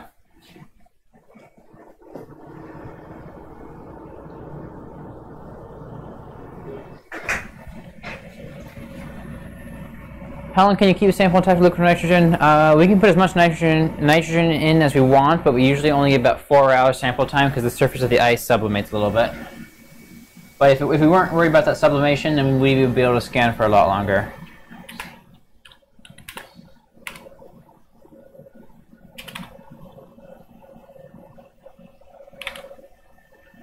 Yeah, the remote sample stage is great. The motorized sample stage is what's known as. They're really, really nice. Stephanie, did you say negative 15 on X? Negative 20? Oh, that's not the O-ring seal. We have 0 alcohol? It's in the basement, and it will take a long time to get. Oh, wow. Because it, we don't keep it in sealed containers, so it evaporates off. Wow. I just keep it bottled department store stuff around.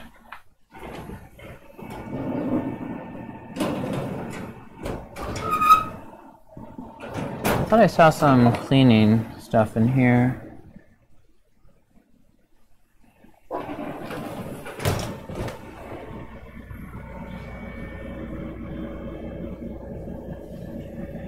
You're doing a dry polish on it, we'll say. Mm-hmm.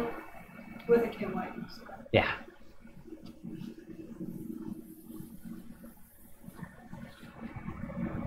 We'll want to blow that off for fibers then. Or just take a nitrile glove and run your finger along it to get the fibers off. Yeah. No, they do not do high vacuum well. You got. Well, we've done this before. So okay. See if it works. Pumping? I found that one out the hard way. That can wipe leaves just a little bit of fiber behind. It's not as bad as anything else, yeah, but it still leaves some. Okay, good to know.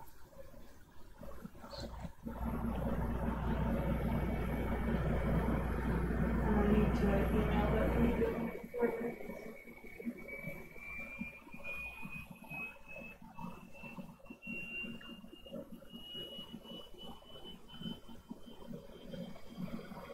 So got the pumps coming online right now. The roughing pump spinning up. Be able to see pressures there, and it's overexposed up there. We can drop exposure a bit now.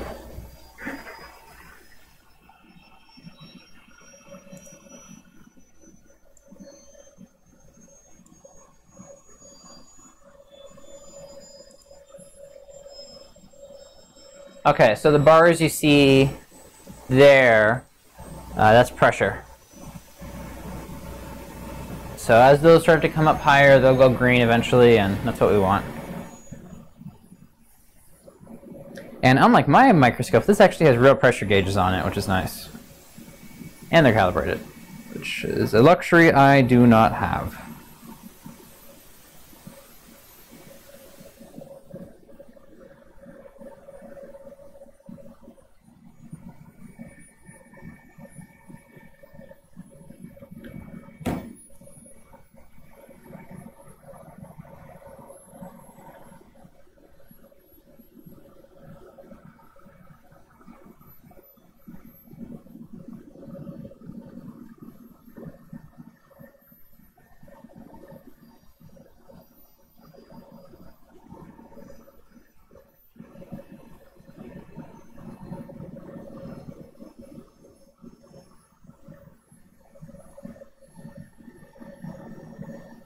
Well, now is a great time to ask some questions. I think I might actually have some slides I can I don't want to add up on stream. Here, you guys are going to look at the ceiling for a second.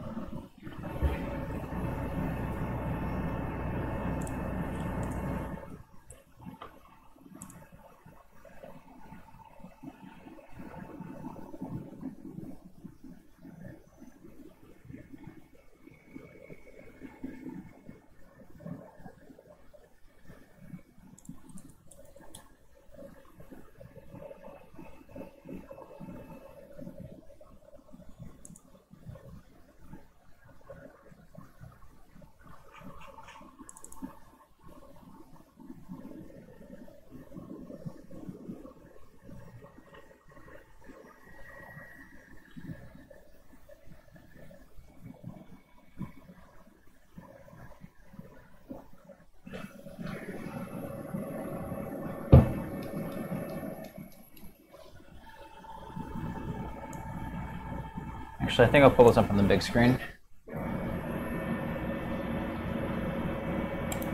We're at -1 already, so we are okay, so we're doing good, which is yay.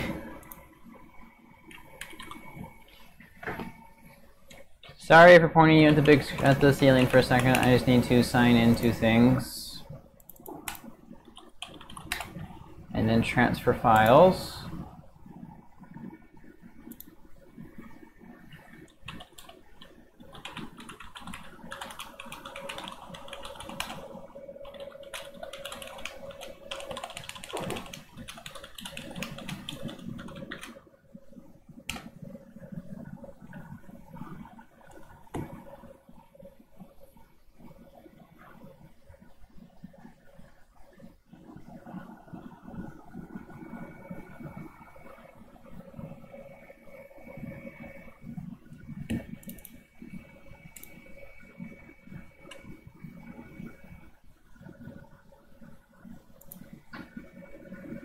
Do you want to run through this, or? Not whole thing. Do you want to give a summary of your project? Okay. So let's bring the camera back down. I'll set exposure for this. So if you stand right there, they can see you and the screen. Okay. So Stephanie is going to give a brief overview of why we're actually putting ice in the microscope. So just kind of hold that. Okay. Actually, here, let's take it out.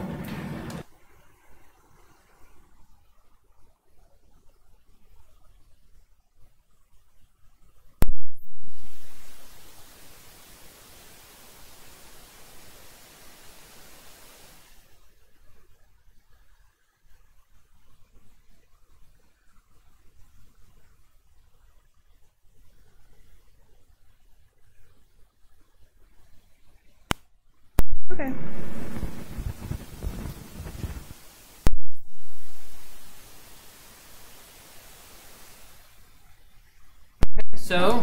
So Stephanie's going to give a quick presentation on why we're actually doing this, and then if you guys have any questions, feel free to type them in the chat, and I will ask them to her. So, here's Stephanie. All right. So the reason that we are looking at ice in the microscope is that we want to be able to better predict what glaciers are going to do in the future. Right now we have computer models that can match what we see happening now or what we can see happening in the past. But the crystallographic orientation of ice is one of those numbers that modelers just sort of pick a number to make it work to match what we see now. So we want to be able to say this is what the crystal orientation actually is in a glacier, in areas of the glacier that are deforming, because a lot of ice cores have been collected for climate work, and those cores are from areas that have not deformed, have not moved. So if we can figure out the crystallographic orientation, or up here on the screen it says microstructure, we can put that into the computer model for glaciers and get better predictions of what glaciers are going to do, and therefore better predictions on sea level rise. Why the crystallographic orientation matters is because each ice crystal has a direction that if you push on it, if you apply stress, it has one direction where the crystal doesn't really want to deform, and then if you push it in another direction, it does want to deform. So if we know what direction the crystals are pointing, we can say this ice is going to flow very easily, or this ice is going to not flow very easily. So if all the crystals are randomly oriented, they get in kind of a traffic jam, and that would be ice that would not flow very easily. But if they are all lined up, then that ice would flow more easily. And based on what we know from experimentation and where ice is deforming, we anticipate that on the edges of a glacier that the crystals should be all lined up. But no one's ever collected ice at the margin and measured it measured the crystallographic orientation before. So this is the first project to do that in ice all the way down to the bed. And our glacier is located near Fairbanks, Alaska. It's a small, relatively simple geometry glacier, which makes it easier to model on the computer. We actually collected more than 3 cores across near the margin so that we can see what does the crystallographic orientation look like in the middle where the ice is not really deforming, and what does it look like on the edges where it should be deforming a lot. Then we measure it here and put that information into a computer model along with, I have lots of friends working on this project measuring the glacier's geometry, its speed, and all sorts of different aspects, and then one person is going to put all of that into the computer model. And this is the type of data that we collect. There's another way we can plot it too. I didn't put that in this presentation, but this map shows us that actually most of the colors on this map are blues, greens, and purples. And you can see on that colored wedge there, that means that most of the crystals should be pointing on that sort of right side of that color wheel. They should all be pointing in similar directions, and this is one of the samples near the edge, so it meets our expectations for what we should see, which is really exciting. But we need lots more data to be able to make more firm conclusions, but our initial data is promising. So. Very cool. So the question we got asked, does ice cleave like igneous rock or metal crystals, or? Does it cleave? Yeah. I haven't worked with large single crystals, so I don't know from experience. Mm-hmm. It also, how ice breaks is really dependent on temperature. So I want to say yes, but I'm not sure. But it would have to be pretty cold for you to get it to cleave well. So. Very cool. So let's head back to. Sorry.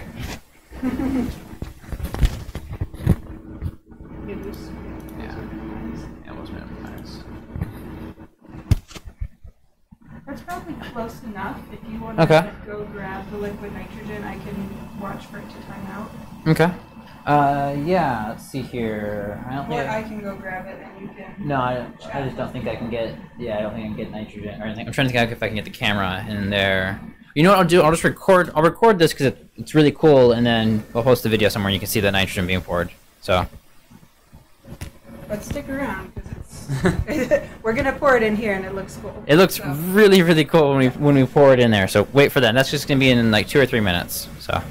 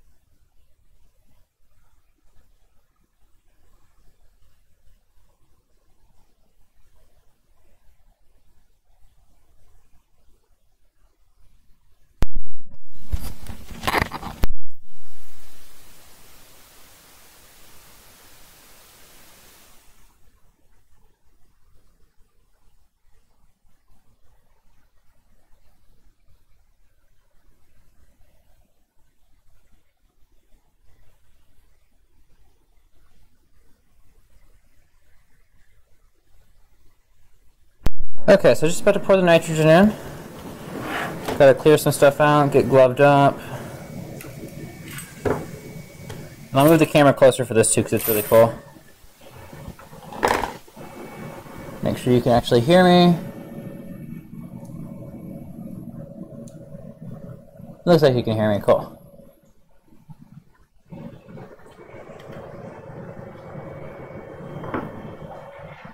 Thank you. Oh, remember I want to get my camera set up right here.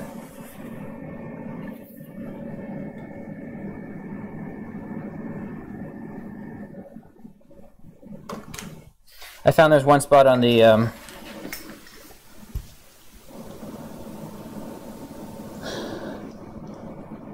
bench top over here you can't see that I can bounce my camera and record this. Oh.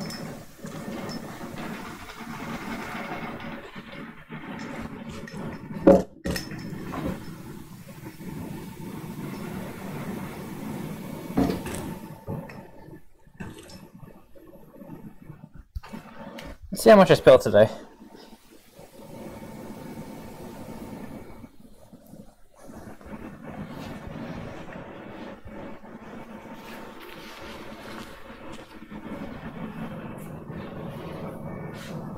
Here we go.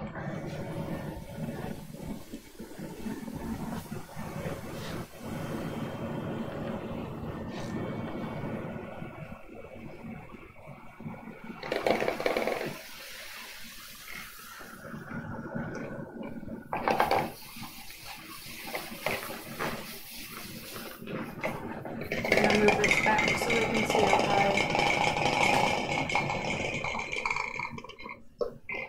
That looks good.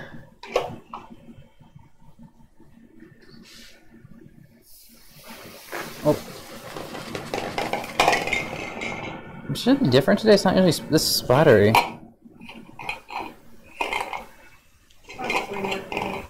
Yeah. There's a trick to get it to not do that as fast. What? There's a trick to get it to be less violent, but it doesn't look as cool. Yeah, you just don't let it pile up in there. Well, you can tilt the funnel. Oh. It releases underneath. We'll do that later though, because this looks good.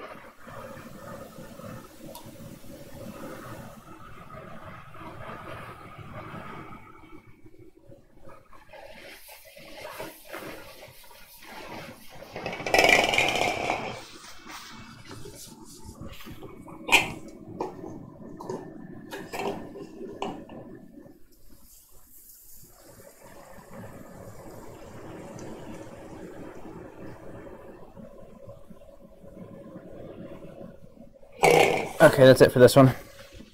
I just noticed that There you go. You're gonna pour this one and I can keep talking.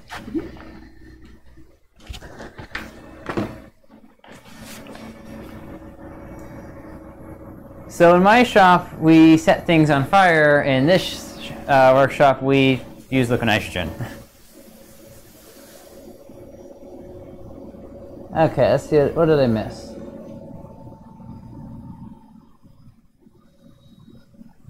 Yeah, so we're actually using a it's a diffraction method, but same thing. That's what we're actually going to be using to do the crystalline orientation with. You guys can't hear me, can you?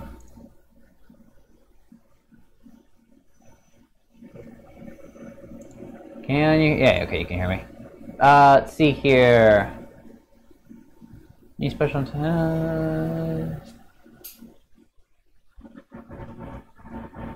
science, yes, science is right.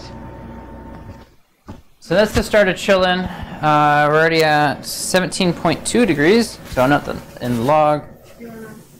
Sure. Was it X 15 or negative 15 or negative 20? I never. 20. Okay, I never wrote it down.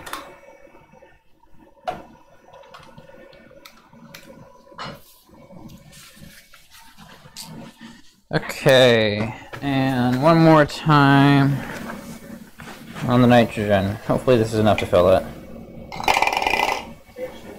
What? It should know though.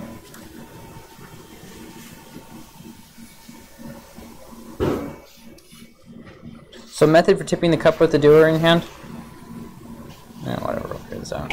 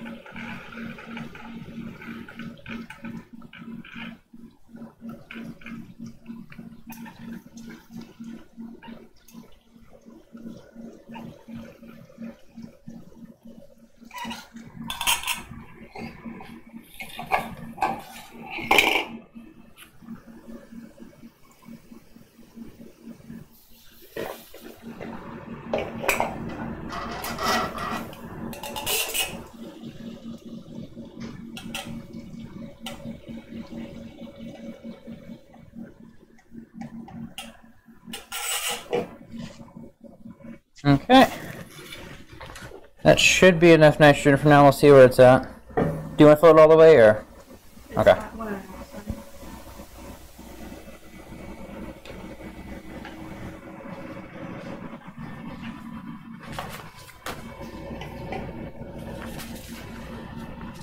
It's funny, you'd expect it to be frost in this right now, but there's no frost on the inside because the nitrogen has kept it dry in there. It's going to change as soon as I pull it out.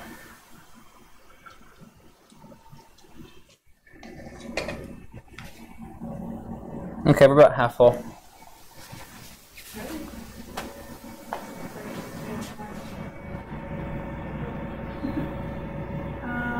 Yeah, let's go ahead and put.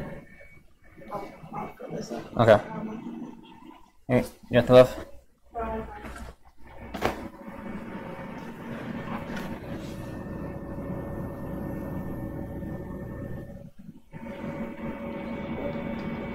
Yeah, make sure the antenna is the right length, Phil, and you will improve many things. Just match the wavelength.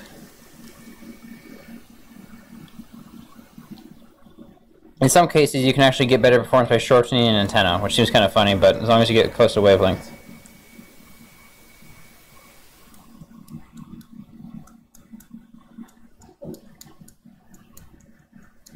And when I say better performance, because you just shorten the antennas, because you just bring it slightly closer to wavelength. So.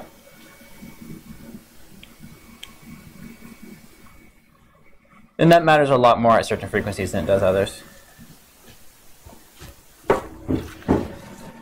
That might overflow. Yay! But if you tilt the yeah, kind of hold the cup like that with the. then you can kind of see it coming up.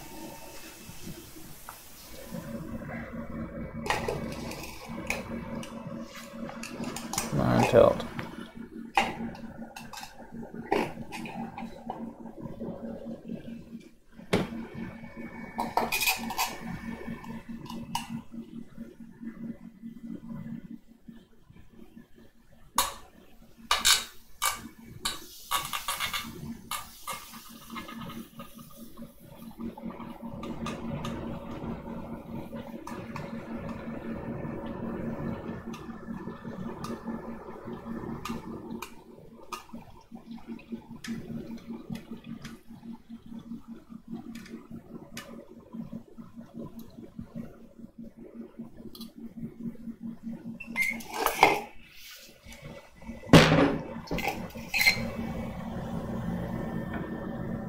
We're about 2 centimeters below the line.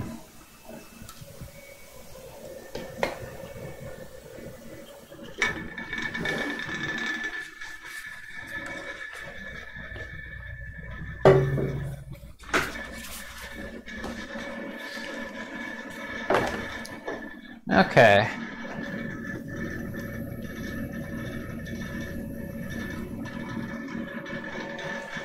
We're at pressure. Sample prep time?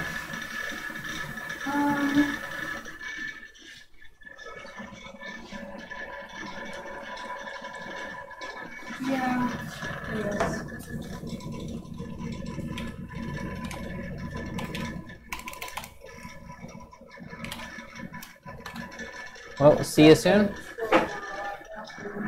What? We'll have to hope that it cools down a lot faster than normal. Okay. Well, I'll keep the log on it too. So. Oh yeah, no, the cap keeps dancing around for quite a while. So it's got a lot of thermal mass to pull out of there.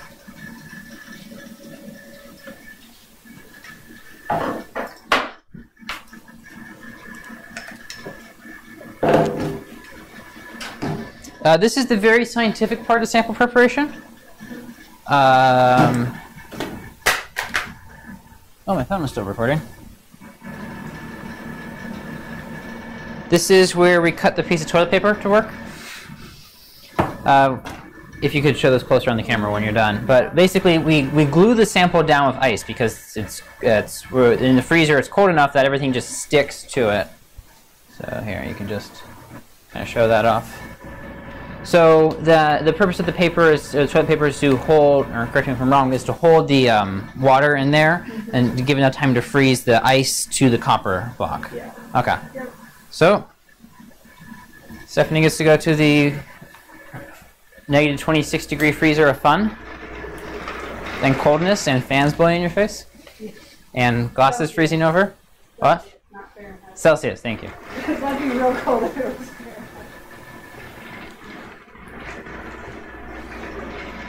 That'd actually be pretty close. Oh no. Negative 40 is the same in both. Yeah. About garbage heat or so. I was trying to remember what that point was. Okay, so in the meantime, I'm gonna take the temperature log. We're at 4.4. And do you want me to log pressure, or is it already good? You can log it for, I guess, a 3.8 or thereabouts. Okay.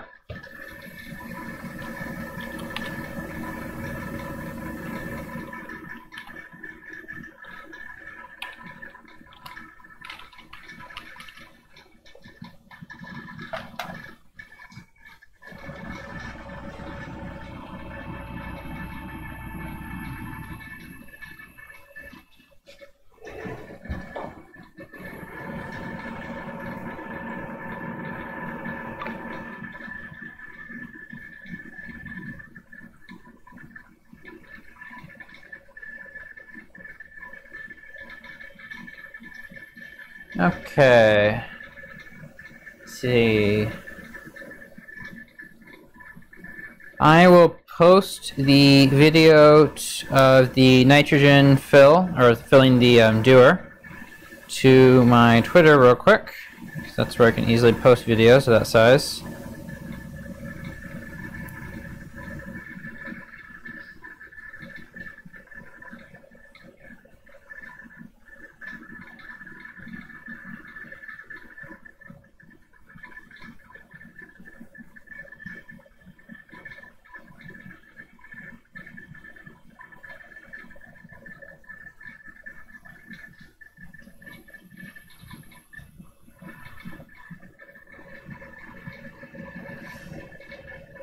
It's so very cool, isn't it? I'm being so punny right now.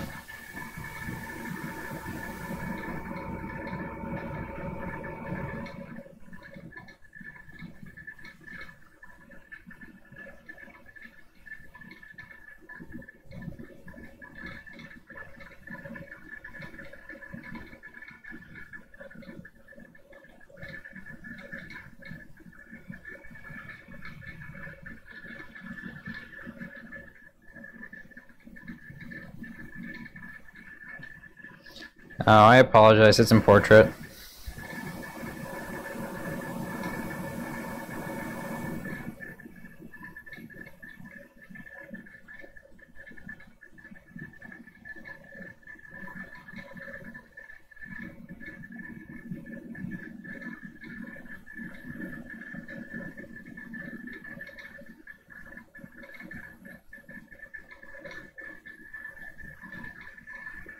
It's more entertaining when you're really close to the when it's really close to the top and you get a lot of nitrogen flowing. You get just like smoke carry, or the condensed nitrogen carries down the hallway.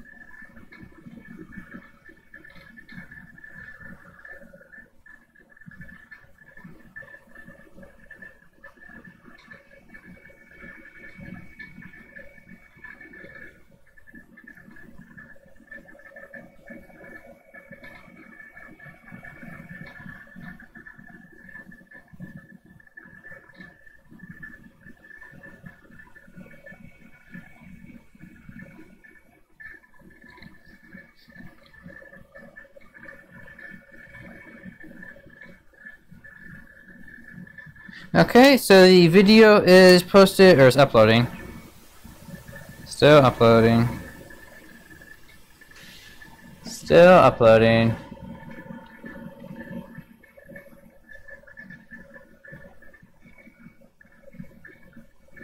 Eventually, the video will be posted to my Twitter. That's at nanographs. If anybody wants to go watch it, I posted to Discord, but it's over 8 megabytes, and I don't have the Discord premium thing to be able to post things larger than 8 megabytes.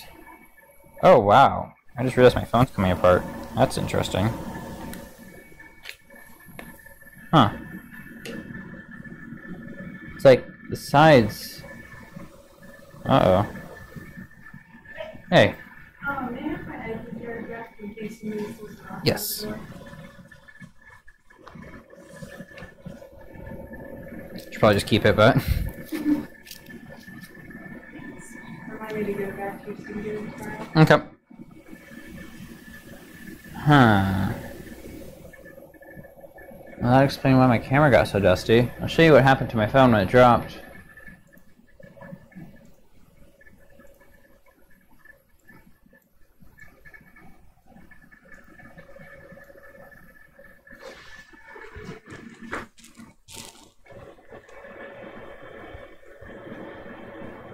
Yeah, it just split open like that. I got a whole bunch of... You can't see it, but I got a whole bunch of dust inside of my camera. Well, that's one way of opening up the phone. Let's hope it just snaps back together.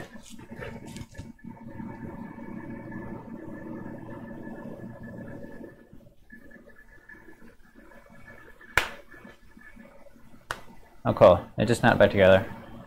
Camera's so dusty, and... Hey, the buttons even work still. Cool. Kinda concerned there.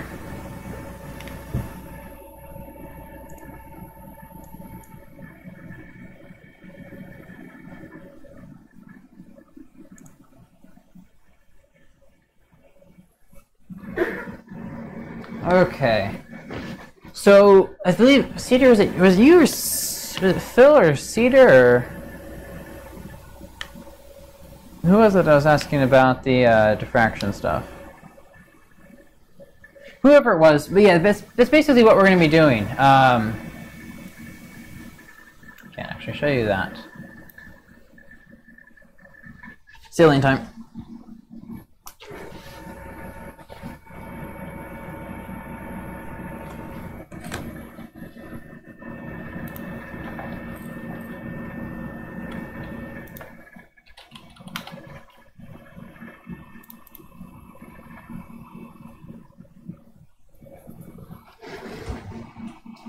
Okay.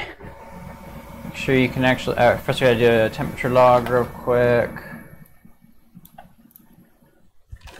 It's 16:31 hours. 16. You're at negative 29.6. We are at. Where are we at?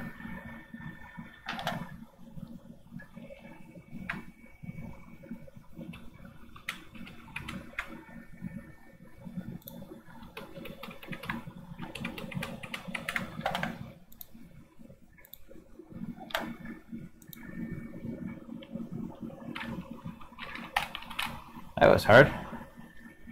4.1 e to negative 0.2.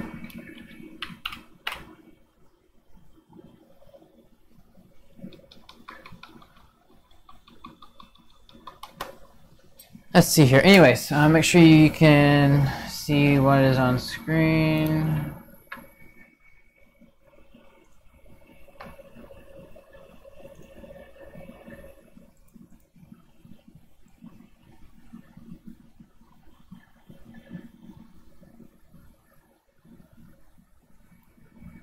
Okay, so what EBSD does, it's electron backscatter diffraction. So what you can do is we can put a sample that has crystals in it inside of the microscope, and then we can create a map like this. Each color on this map represents an orientation of a crystal on there. And the way that works is as we shine electrons into any one part of the sample, we will get these lines that form from the backscatter. And we have that big phosphorus screen in there can pick up these lines. We've got a camera that looks at that screen and records it. And then the software runs, and the software basically draws lines on there and figures out what do they mean, what does it mean for crystal orientation. And once we get that crystal orientation data, we do that for a whole bunch of points across the surface of the sample, and we're able to produce that color map of the orientation of crystals in the sample. So pretty fun stuff. Okay. Phil, I want you to answer this honestly. Before you started working at Microsoft, did you use Bing? Before you started working at Microsoft, did you use Bing, Phil? I think I know the answer to that.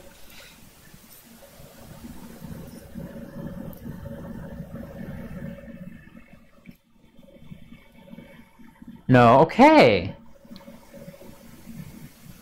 And why is that, Phil?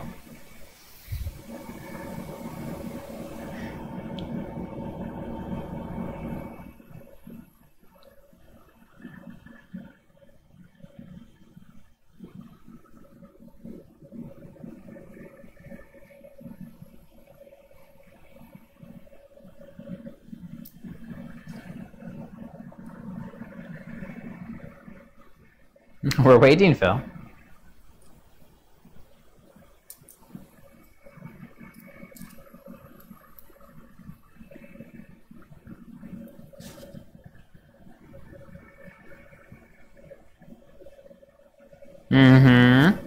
Is that the only reason, or is like... Question is, today, do you use Bing? I'm guessing you do today, but...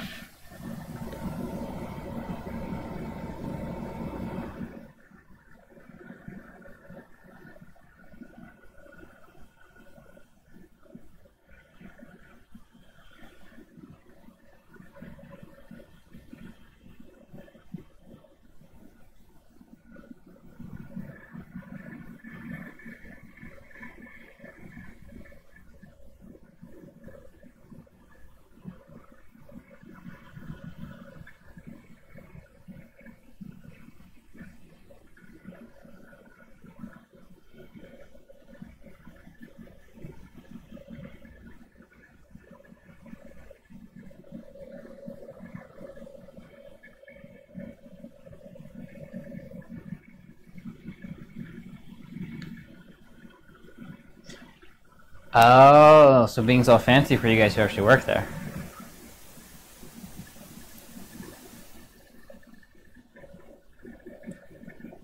Okay, nice. Pressure's looking good. I can actually turn the beam on now if I wanted to.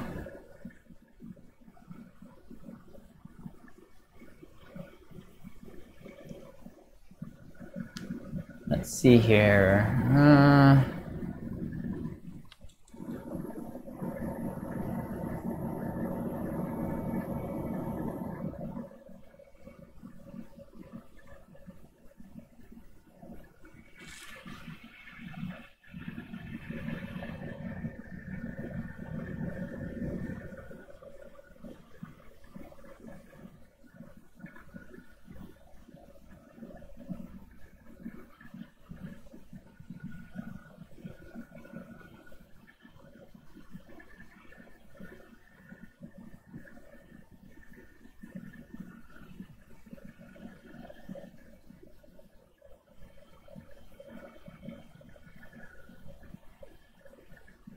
Let's see here. I think I'm going to stop the stream for a bit because we're at the point where it's just going to be quite a bit of waiting. Once we start doing sample exchange, I'll go ahead and start the stream back up and notify everyone. But at this point, we got to wait like an hour and a half for this thing to chill in. So, yay! If anybody's got any final questions or things they would like to see, let me know and I'll go ahead and pull that up on the scope. But if not, we're just gonna wait on chillin'.